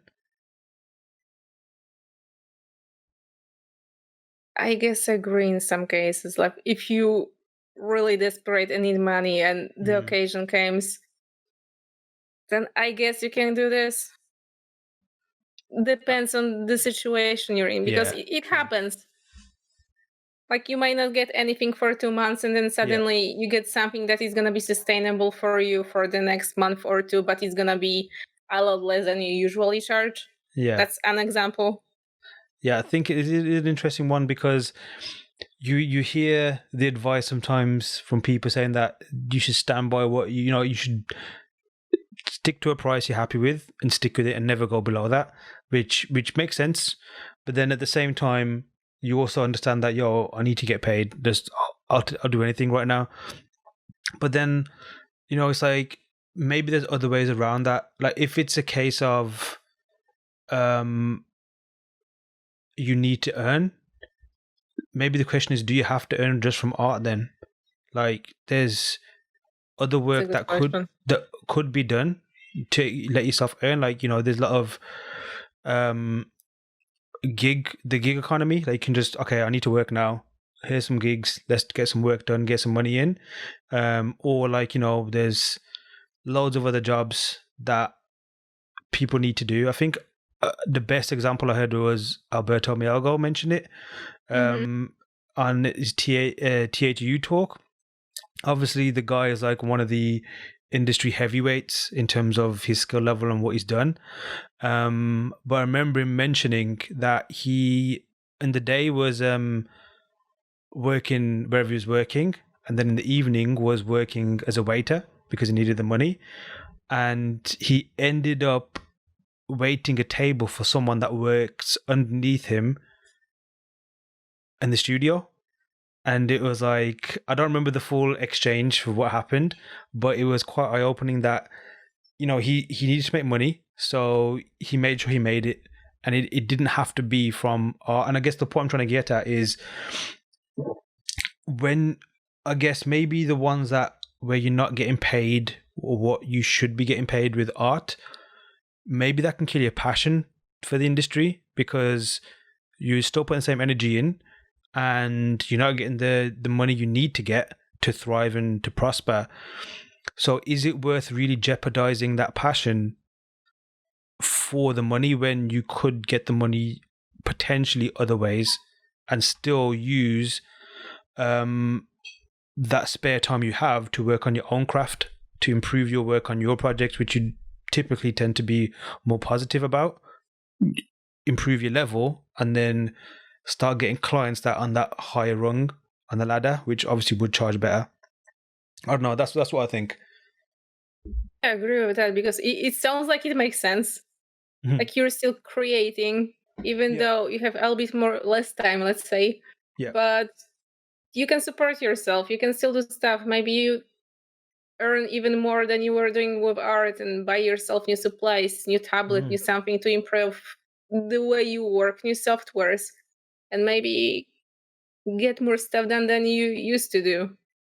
Yeah, totally. And I guess that's the main aim, isn't it? I mean, ideally you want to earn. That's what it is, and you want to earn to the point where you can either be, in a creative sense, free and do what you need to do and work when you need to want to work, or your other goals maybe, you know, you want to buy a yacht or want to buy a house or what have you. Who knows?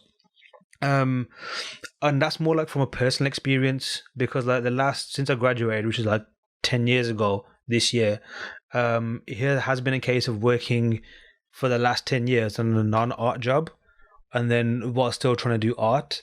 And I'll be honest, a big chunk of that was being on a level where I'm never realistically going to earn good money from art yet, so let's just work on improving. And then when it did get to the point where like, okay, cool, people are approaching me now, they want to work, but then, okay, they're not realistically want to pay initially what I thought would be what I want, and then keep thinking that, because obviously it was more a case of I just want to be able to call myself a full-time artist. It was almost like the title of it, but then at the same time you want to have that balance of like, but I want to also earn an improvement on what I'm on at the moment. So I didn't quickly, but I came to the conclusion that, okay, it's fine, the money's being earned, that's getting taken care of.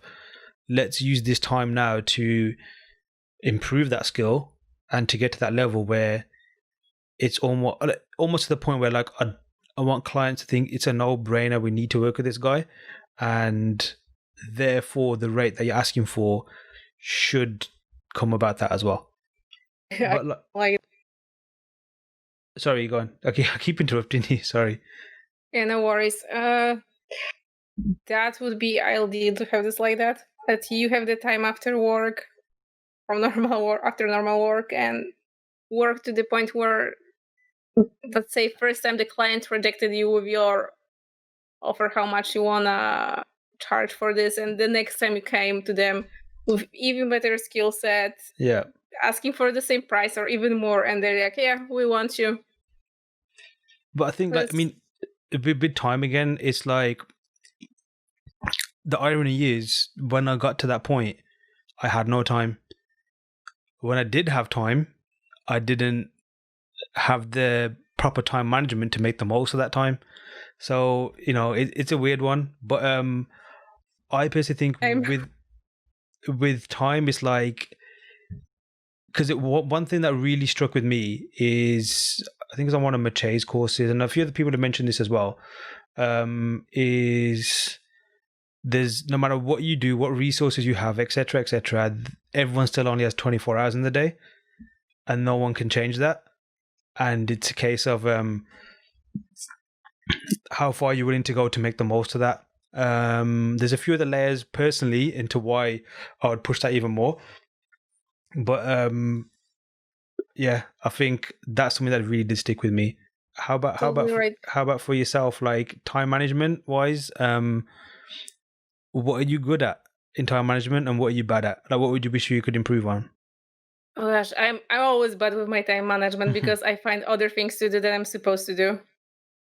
It always happens like that. Procrastinating, or like you just get distracted? I mean, I'm still a gamer, and I always, like to find new stuff to play or the older things. Yeah. And I'm trying to squeeze that time too in meantime. So it's either I sit down and do stuff or like play a bit. What game? Because I still right games? now I have like a bunch of things to play. Like I started playing the Final Fantasy and Sekiro, but the Animal Crossing came in on a Switch, and that's the only thing I do in afternoons when I have time.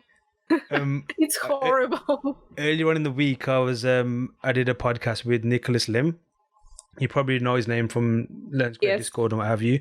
And that topic came up, and my solution to that was I just gave away my PlayStation, and I refused to buy any games ever since, even on my phone and stuff, because I was fully aware of my gaming sensibilities, in the sense that I can get super, super, super addicted to them, and I will not put them down to the point where like it would eat up a lot of time. I think I realized that when it was still just a PS3, and that was my solution. Not saying you should give that away, but that's the only recommendation I can give, is just to put it on pause for the time being. I do now. It's not as bad as it used to be, because I could be like gone. The Witcher to play? Yeah. I'm gone for 2 months. I used to be also in World of Warcraft. Gone forever. Like it really saddened me, because when I stopped doing that, I think the last game I properly played, so I think The Last of Us had just came out, and it might have been, I think, one of the Assassin's Creed games, and then I just stopped. I thought, okay, this is getting a bit too much now. I need to focus on this. But ever since then, there's so many games that have come out, and I think, oh my God, I'd happily spend an unhealthy amount of time playing on that. And I just like, it's almost like being a kid again. When growing up, you look at things that you can't have, and now it's like back to that again. But I don't know. It's almost like that's almost like my my reward for myself. Like once I feel like I've got to the point where, okay, I can say I've made it, then maybe I'll start buying all the consoles back again and making up for lost time. What other things would you say that distract you or take up your time? I think that's the most one, but I also tend like, I don't know, start watching something. Like the worst thing is YouTube for me. Oof, yeah. I start to do a video watching, like, hey, let's watch other things. But someone else is doing. But is it like more in the background you watch it, or does it like really take your attention away? More in the background, but if there is something interesting, I'll just stop doing whatever I'm doing, like sit and watch other things for 20 minutes, and I don't even notice when the time is passing. Dude, I did that literally 48 hours ago. I was doing some work, and then I remember I was just watching, I don't know what it was, but I was going down a rabbit hole of just stuff, and I remember saying to myself, what are you doing? Like, you don't want to watch this. And then I just kept watching it. And I don't know what it is. I think I was a bit burnt out and tired, and I think that's mainly where it came from. But yeah, I totally get you. I think there's like, I haven't used one, but I think there's like certain blocks you can put on, like software. Like you can like block the software and stuff. But I've also found myself like procrastinating on the most nonsense things. Like if there's stuff that needs doing, that I know needs doing, I will find something else that doesn't need doing, but started working on that instead, or getting fixated on, like, say, maybe one of my softwares are not working properly, so I'll spend some stupid amount of time trying to fix that rather than the task in hand. And I think on like TV shows as well is another one, especially those ones that, like, the one thing I really hate about Netflix and nearly all of them is the autoplay. It's like you play something and then the other one comes on in about 2 seconds, and then you think, oh, this is great, let's keep watching it. And that's why I usually put the shows I already seen, like the kids shows, in background when I'm watching, like SpongeBob or maybe Family Guy, not so kid friendly, but stuff that I already seen like thousands of times. Yeah. They're not taking so much distraction from me. Are you one of those that like need some kind of background noise to work on? I do. Or can you work in silence? I cannot work in silence, sadly. I need something to go on. Like at work, I usually put on some podcasts like Joe Rogan or other things just to have something talking. Or I notice I don't even listen that much music. Yes. Like only when I need really to focus, I just blast some metal because nothing else works for me. Right. The soundtrack I remember by song or by now. So yeah, this is how it works for me. Yeah, I think usually it has to be something that talks. Yeah, I think speech is a good one because it's not repetitive. So your brain kind of like it does something to the mind, I think, where you can just still kind of do what you're supposed to be doing. I'm similar, but then sometimes I can just work. Sometimes I do prefer to work in pure silence, or with nothing on. But I think that's more like when deadlines are approaching and it's like I've really got to get this done, so nothing can like get in the way now. I've even found that like with music was great. Like, when I was at university, I had like this is when they had the Walkman phones, the mobile phones, the Sony Walkman ones. So you put loads of music on there and what have you. I would find that I would spend as much time as trying to find something to listen to than actually listening to it. Because like say with music, sometimes you're not feeling a track, so you press next and then you keep pressing next and then you're trying to find something else, and that's not cool because it's defeating 30 minutes later you're still looking for that perfect song. Exactly. Or sometimes you've heard the same song now 4 times, so you're kind of getting bored of it because obviously it's repetitive.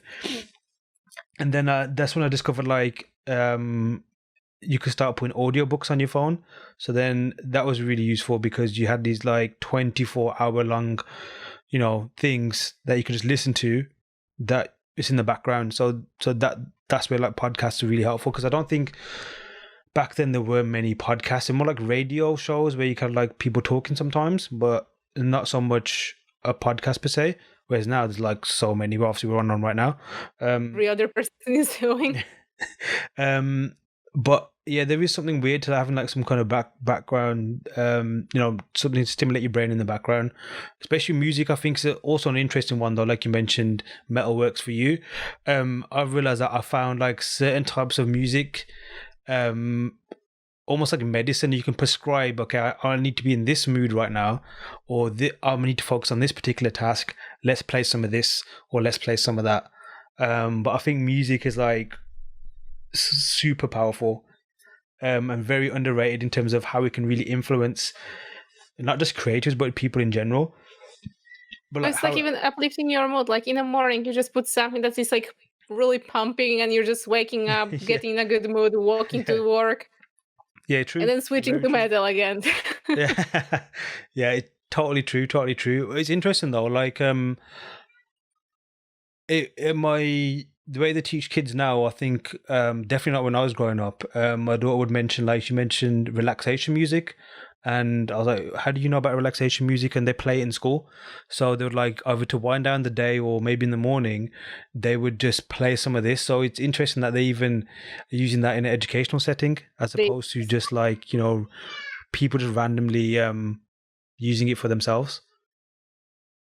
Interesting. I never knew they used the relaxation music in a school. And stuff.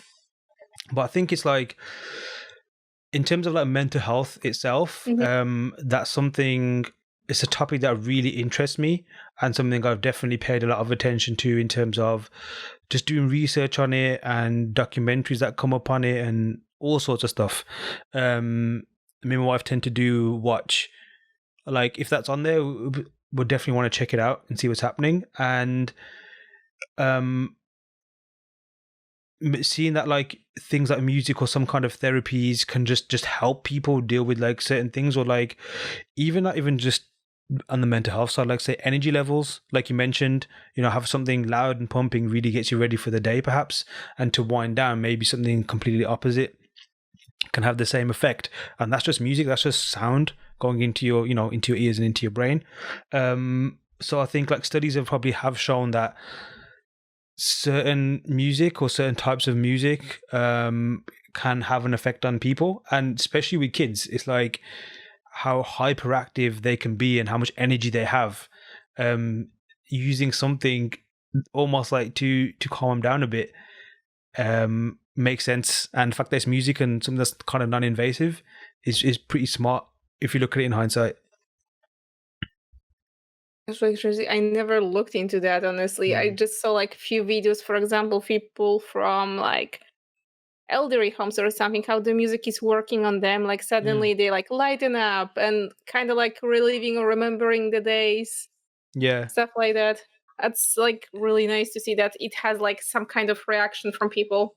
And let's say look at musical scores, like when you're watching a film, it's like Yes. if you just were to listen to one out of context in terms of the imagery, you can see the well, not see, but you can tell which is like, you know, a lull moment and a high action moment, an emotional moment, a sad moment. So it's, I guess like even with stuff that we're watching, it's almost like ingrained in us to react to music in such a way and relate it to an emotion or like a mood or a mentality of some kind.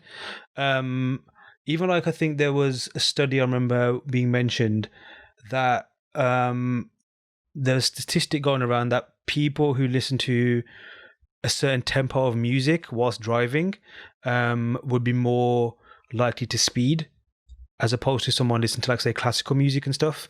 So even like subconsciously, like, you know, it does affect your mind in a certain way to in terms of the way you kind of like behave. adjusting yourself to the music, I guess. Yep. With the tune. Yeah. And I think like in terms of like mental health as an artist, a lot of people do mention that on like topics and stuff. I remember when we used to do the Twitch streams, that was something that used to come up a lot. There was one to like Ash and Mache to talk about their experiences dealing with mental health and stuff. Like what are your opinions or thoughts on that as an artist? With the mental health, well, that's like the thing you really need to take care of, because it's easy to get tired, to mess yourself up, like really. Not even like your mental health, but also physical health that needs to be taken care of. If you're not careful, you can really mess up yourself. Yeah. Like overworking, like I'm a good example of that. It shouldn't be done. Yeah. Yeah. Don't overwork. Like having the day job and trying to still work after that for additional few hours. You need to look up after your body and your mental health, because once your body falls down, you're gonna start feeling that you cannot do stuff, and one pulls another thing. 100%. I've learned that the hard way. It's something I still struggle with, to be fair, but I can write a book on it, to be fair. But I can totally relate to what you just mentioned. When was the first time you realized though, like you were overworking? Because for me, I didn't realize until it was, I want to say too late, but then I realized what it was. 2 years ago, like I got into the office job and tried to push more and more to do my own stuff, to work with the other clients privately that I started getting, and it was getting way too much. And of course, at home, I didn't pay much attention to that. At what I have, like my desk, my chair, and I had also bad chair at work, which really fucked me up. I still, till this day, I have issues with my neck and shoulder. And I need to go to physical therapy from time to time to kind of fix this. It's not fully fixable at this point, but it can be kind of fixed so I can function like a normal human being. But that's the thing that I overdone. Similar experience to myself. Like it's only over the last, I think it was this year, beginning of the year, we actually invested in a proper chair that actually helped because I get like chronic pains and they are really, really, really bad. Like as in excruciatingly bad. But you know, you get to the point where like you end up working through it. So you kind of have like a coping mechanism as such. Like you're like, okay, I got to get on with it because this needs to get done. But at the same time, it's like, it's really excruciating. And it was linked. I did realize that once I got a newer chair, it helped a ton. I still get the pains, but it doesn't, like the previous chair that I had was not meant for someone to sit on there as much as I do as such. And even at work and stuff, like there is not ergonomical at all in terms of where you sit. And obviously add to that just working a healthy amount of hours, not recuperating, then not eating right, and not exercising and stuff. It just all, it way all gets too to that one relatable. moment. Yeah. But like, I think like on the mental side of things as well is mentally, if you're tired and worked up and all that kind of stuff, it directly affects you physically. Whereas on the flip side, if you're physically in pain, obviously it can affect you mentally too. But if you're physically tired from, say, exercise, I found that it does make your brain almost sharper or better to work with when you're doing art. I'm not sure why. I think it's like because your body's on that like really chilled out vibe because it's exhausted. Your brain just in a nice little Good. nice little mood. Whereas like if you're in physical pain because of an illness or something like that as well, it's difficult to concentrate on certain things. But like you mentioned, obviously you're doing physiotherapy now. How long did you have that issue for before you started having therapy? I think the first time it appeared like 3 years ago, it started like with like, yeah, my hand hurts, nothing's gonna happen, and then suddenly I couldn't like pick up the mug with my right hand. Oh my goodness. It was so bad. Yeah. Is that your drawing I thought, hand? oh, yes, Oh sadly. my gosh. Wow. I thought first, yeah, might be carpal tunnel. Let's go and check this out. And turns out my nerve in a shoulder was pinched.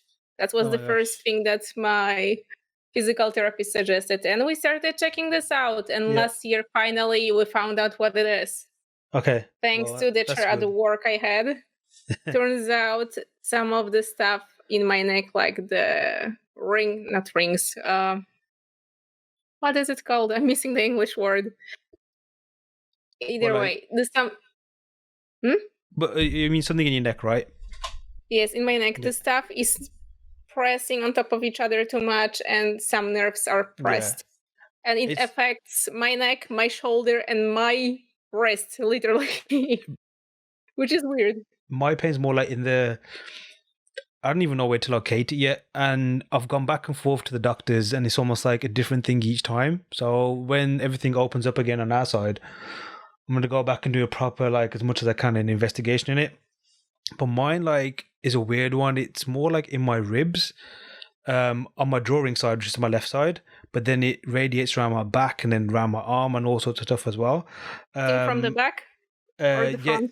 It's weird. It goes everywhere, but always on that left-hand side. But it also is, I think, linked to the way I draw and my drawing posture, because as cool as art is and as cool as drawing is, it's an unnatural position that we're in when we're doing it. And you can imagine if you're doing it every single day, year after year, for God knows how many years, and the older you get, it just does compound.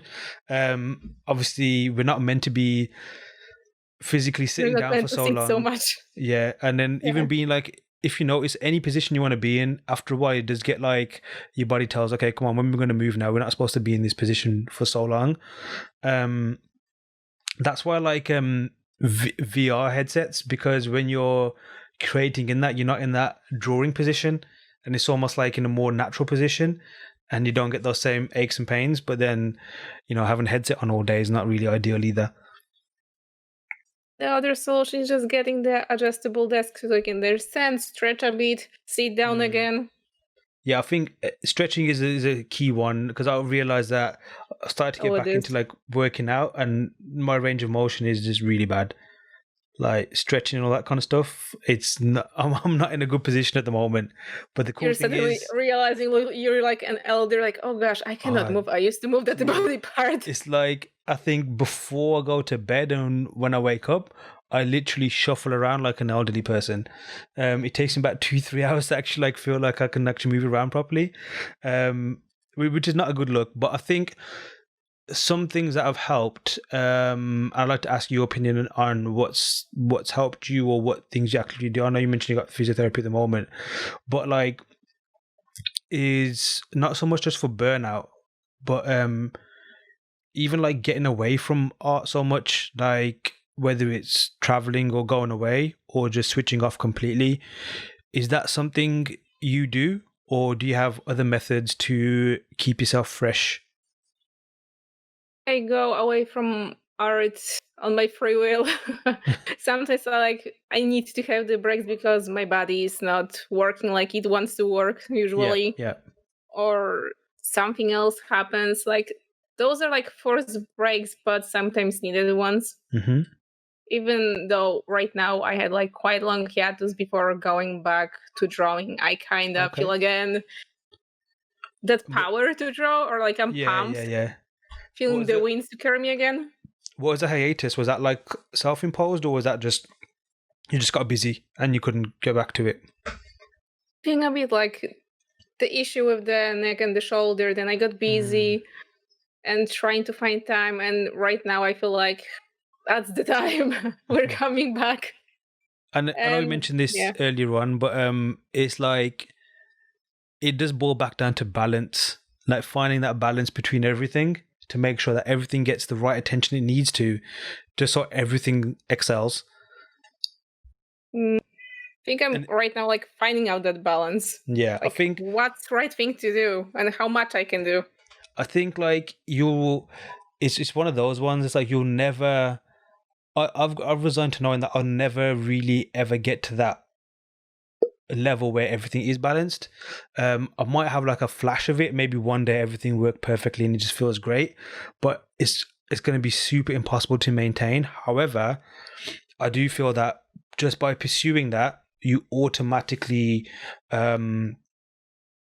change your behaviors in a way without even knowing that do help you achieve a lot of things, because there's a lot of people out there that are really successful in what they do.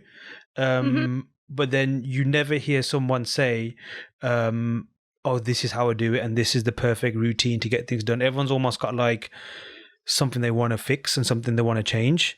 But then even as an outsider looking in, you think, but you've nailed it. Like, what's the problem? But there's always something that they can see to improve. So yeah, I do think that just like having that conviction in your mind, thinking that I'm going to try and work on this and get the right balance for it, is the way forward, I feel. I guess so. Trying to find that right balance that is always missing. I mean, like, even like sorry, yeah, please go on. No, it's okay. Even like if it's not like perfect thing, but you're gonna find like your own balance, like what you can do, like what works for you at some point after like trial and error for a few years, maybe yes. Faster. Yeah, if you can do it in a few years, that's great. Yeah, that's good. Some people take even like half of their life to figure out what works for them. Yeah, totally. I mean, there's like many people, there's some I've even come across, some I even know, who really only like even start to focus on doing something positive when they're like, you know, past like the age of like 30 or something, let alone even trying to figure it out how to do well in it. But like for yourself, what would you feel is the biggest thing that you need to balance out? Oh, the work and rest ratio. Mm-hmm. I tend to overwork myself, sadly. Like, I know I have to take a break. I need to look after my body, but I have so much stuff to do. I need to do this. Yeah. That's like the biggest issue. Yeah, I mean, I know exactly where you're coming from, and I know exactly your thought process at that time. Like where you know that you need a break, and I can do one right now, but then this needs to get done. Let's get this done instead. Like, do you have like what's your week like? Like, do you have set days where like I'm not working on this day, or no? I usually tend to have like Sundays only for myself. Like I sleep as much as I can because like at least once a week I deserve a proper sleep. Yeah. So Sunday's like mostly the day off because Monday you go back to work and just try to relax, play, even draw something, but that is not like really time consuming, just something light. I think that's the only day. And the rest is just doing something all the time. Trying to get some sleep in the meantime.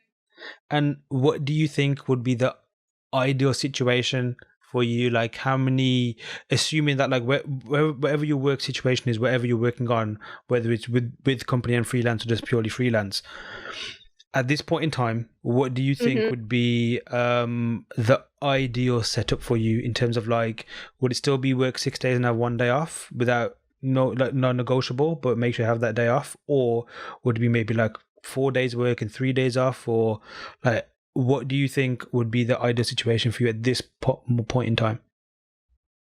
Be even willing or want to work even like more days, but like for shorter hours.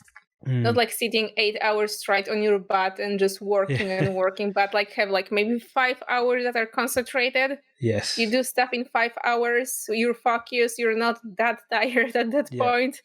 Get stuff done and even work like even on a Sunday when you're feeling good. If not, then Sunday is off, but work also on Saturday. Yeah, I think that would be like ideal balance work-wise. Yeah, I think like it is that's a good way to look at it, because it focuses on the tasks you need to do, and then you get the task done, and that's it. Your responsibilities are done. Like I think that's one good thing about freelance is because you only have tasks to do, whereas like say you're in a studio or office situation. Let's say you do manage to complete your tasks in say 3 hours. The rest of the 6 hours or whatever, you still have to be there. And at that point in time, are you making the most of your time on that particular point? That's a weird one about like work, the current work structure we have with office, like working in offices and spaces and stuff. But yeah, I think that's a cool way to look at it. Is like, because just you mentioned about just get the task done on an 8-hour working day. I mean, realistically, how many hours would you say is devoted to pure 100% energy of work? Around 4 or 5, like you really, really focus and you can do stuff like in one sitting for that time. And the rest is just like you're either losing focus or you're getting tired, or once you're out of the rhythm, it's like really hard to go back to it. Like 5 hours working, half an hour break, and then you just don't want to. Yep. And I think that's one thing that's come about since the whole lockdown that's happened in a lot of countries. I know you haven't experienced it because you've had to go back into work. I experienced a little bit. A lot of people have been mentioning, because normally it's like if you're an artist in your freelance or any kind of freelance work and stuff, there's always someone you can ask like what it's like to be a freelancer and working from home. But there's a lot of people that do work in companies and industries where you have to be at a workplace, like in an office environment or what have you. And a lot of people have said they've never worked as hard as they have from home, but they never felt better working from home. Some people have said opposite, they prefer to be back in the working environment. But for the ones that have said it's been a better situation, a lot of it has come about because they can be flexible with their time, and they can even like break their day up, so they can do like 3 hours in the morning, have 4 or 5 hours to complete other tasks. Maybe they got kids to look after, what have you, and then finish it off at the end of the day. And I think it really points to the flexibility in work. Like there's one way of like making sure that you can get your job done, which is great. But then having that flexibility is also key as well, because that can, I feel, help you get to that point where you can focus your energy and get that task done that typically might take 6-7 hours done in half that time. Sure, and also it takes away the time that you had to commute to the work. Let's say it's hour or hour and a half. You have this hour and a half back. You have that time.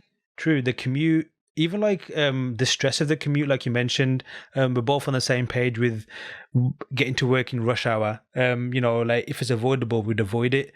But there's like, that, I don't know, like some people would get anxiety from being in that situation. That's gone because you don't have to get there anymore.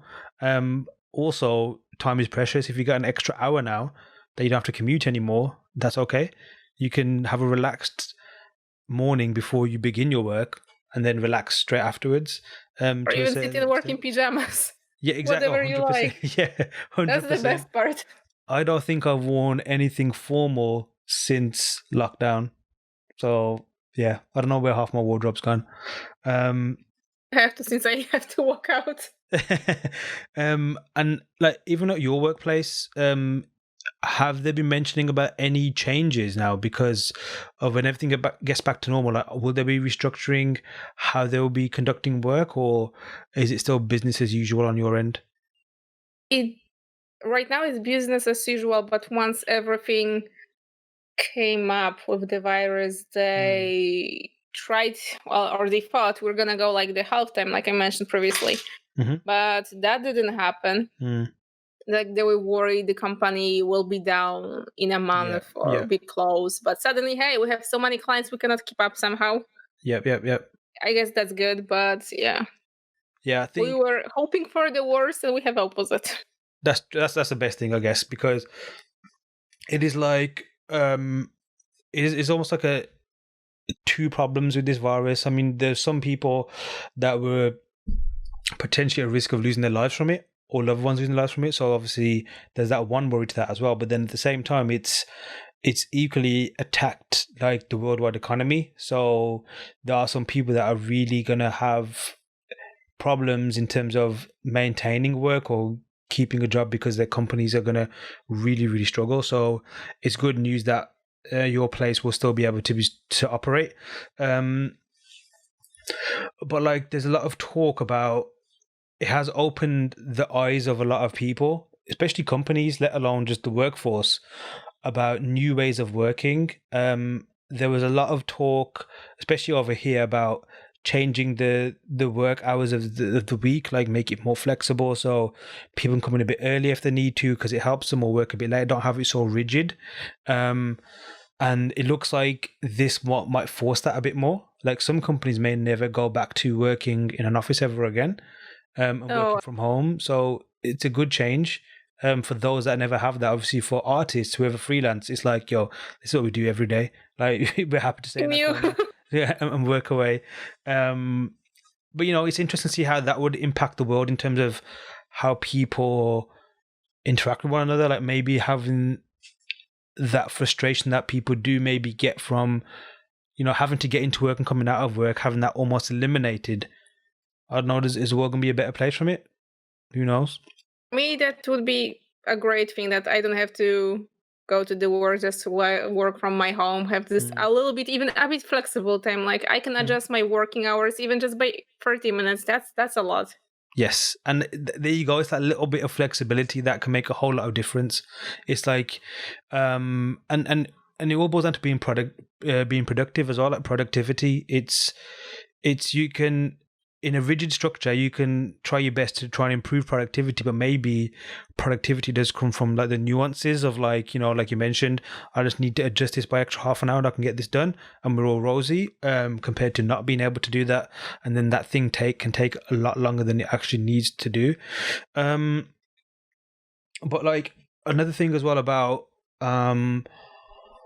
let's say it's the opposite. Let's say, for example, because of this, the industry in general, the worldwide economy, it's obviously going to change.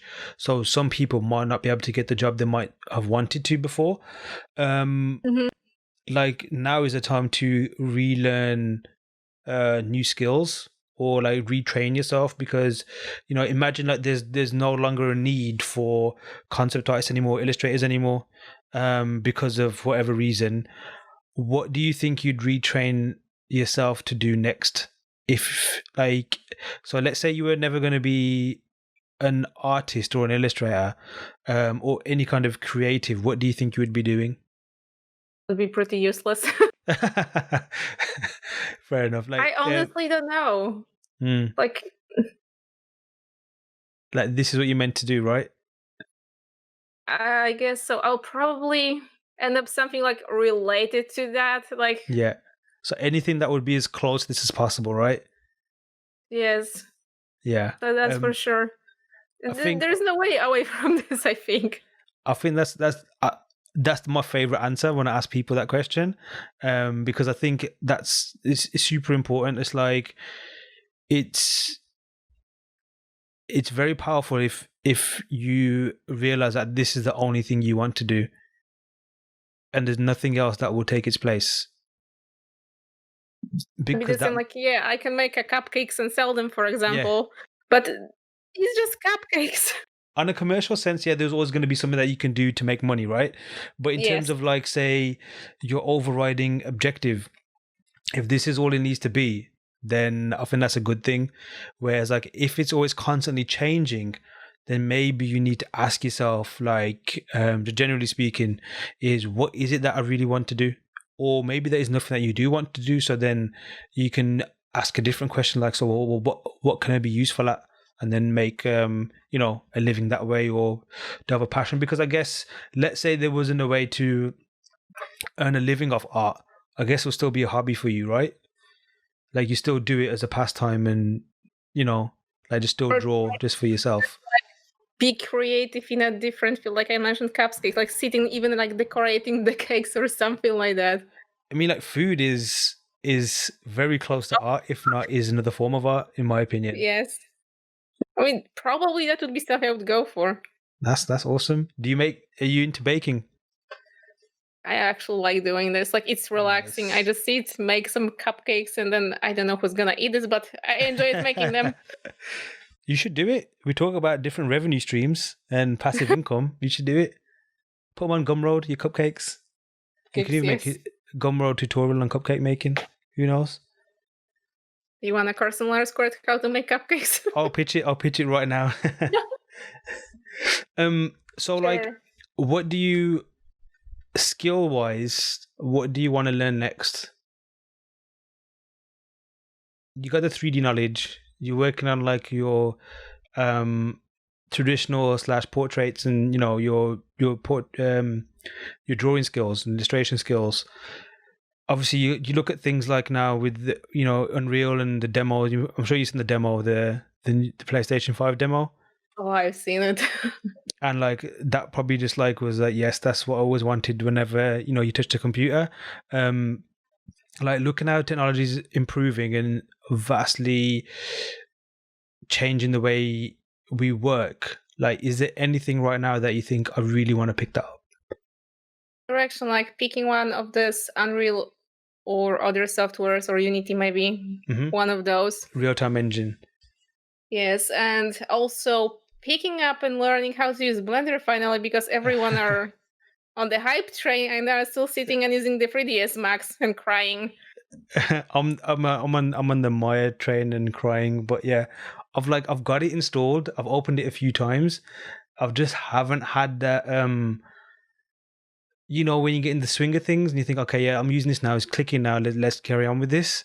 I'm in the same boat as you, so I can totally relate. The worst part is like just trying to get to know the software, because I'm so used to the Max at this point. Yeah. And opening the new one, I'm like, do I have to? I don't know where it is. Yeah, I know. You see all this awesome work and thinking, okay, cool. I'm doing something similar in Maya. I can do that in Blender. And then when I put it in Blender, I'm like, why is it not working? Or it feels super slow or not as efficient as it did before. But then other people are making it look efficient. So I don't know. But, you know, it's like, I think sooner or later we'll be forced to, in a good way, because it's free. And, you know, it saves a lot of money compared to having to pay for licenses and what have you. What else would you say? Like, what more developments would you like to see in the industry, either in a technical sense, that you feel would be awesome to have as an artist, or you'd like to see? In a technical sense, maybe I would like to see more improvements on the tablet sides, like have more varieties and competition to choose from. So, you mean, know, like, we have the as opposed to Wacom? Yes. I mean, Wacom is taking off the cherry on the top of the cake, but there's like a Huion catching up slowly. Maybe some other lower companies that we still don't know about, but would be nice to see the competition in that field and be able to choose from more products that they offer. Maybe and see the undercutting on the prices too. Yeah, true. Competition always helps, for sure. Maybe like it could even be something like the iPad being as powerful as, like, you know, a desktop computer. Oh, that would be so nice. And that's it, and you can take it wherever you want, because being like, anchored to a corner in your room, just like having to work there all the time, especially when the weather's nice sometimes, you can just imagine taking that out wherever you go and still be able to do the same level of work with the same power. That'd be awesome to see.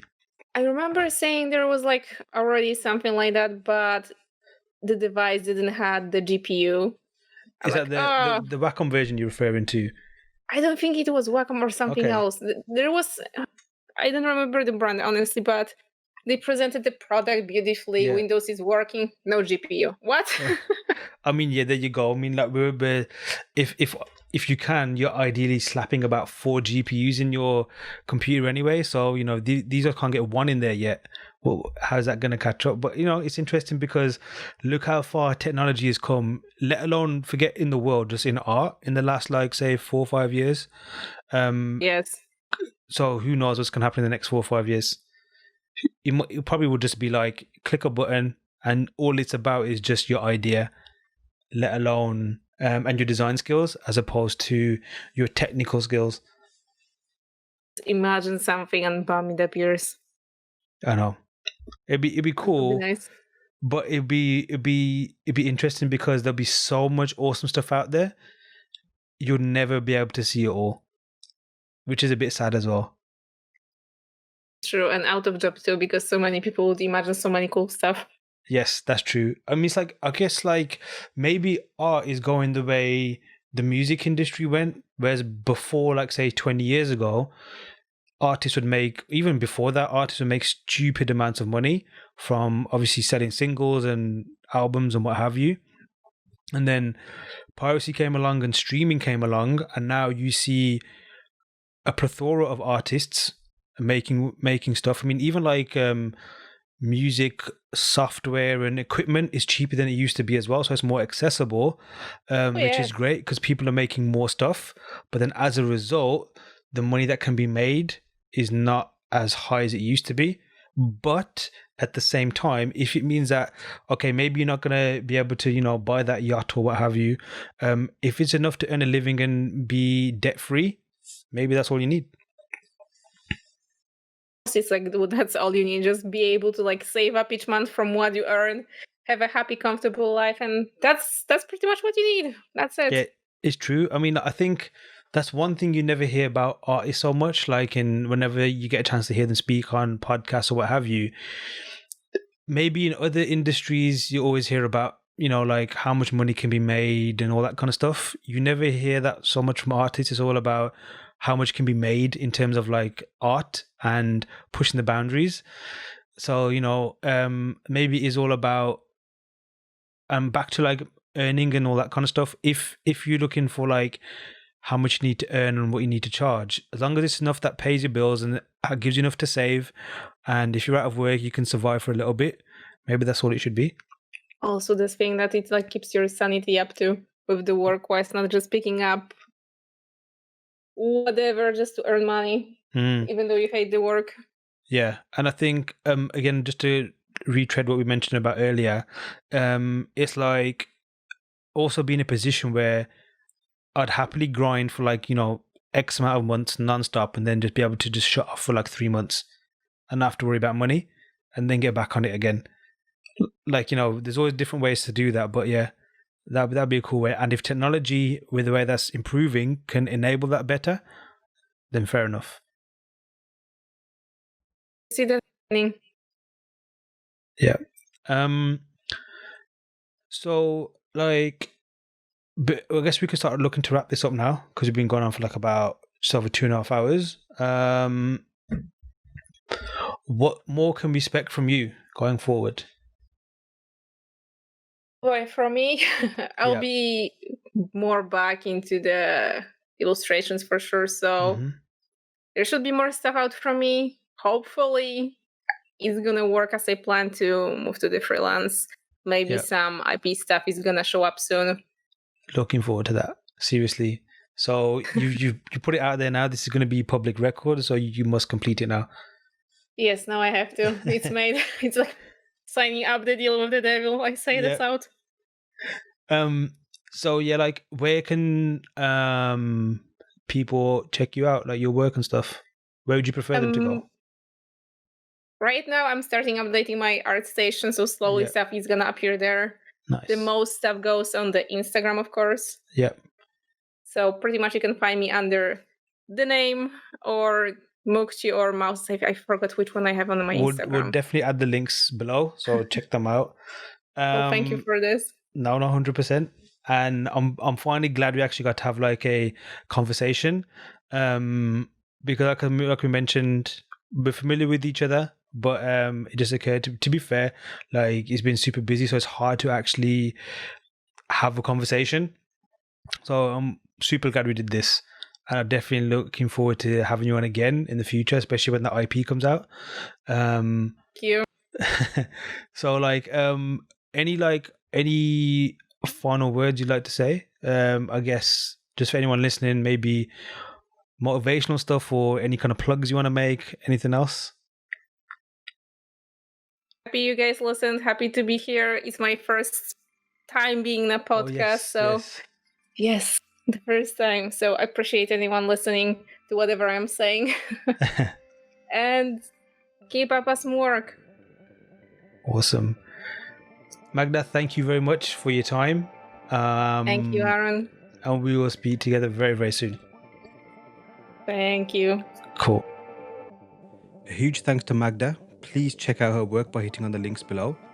And if you're enjoying the podcast, please like, subscribe, and tell your friends. Till next time.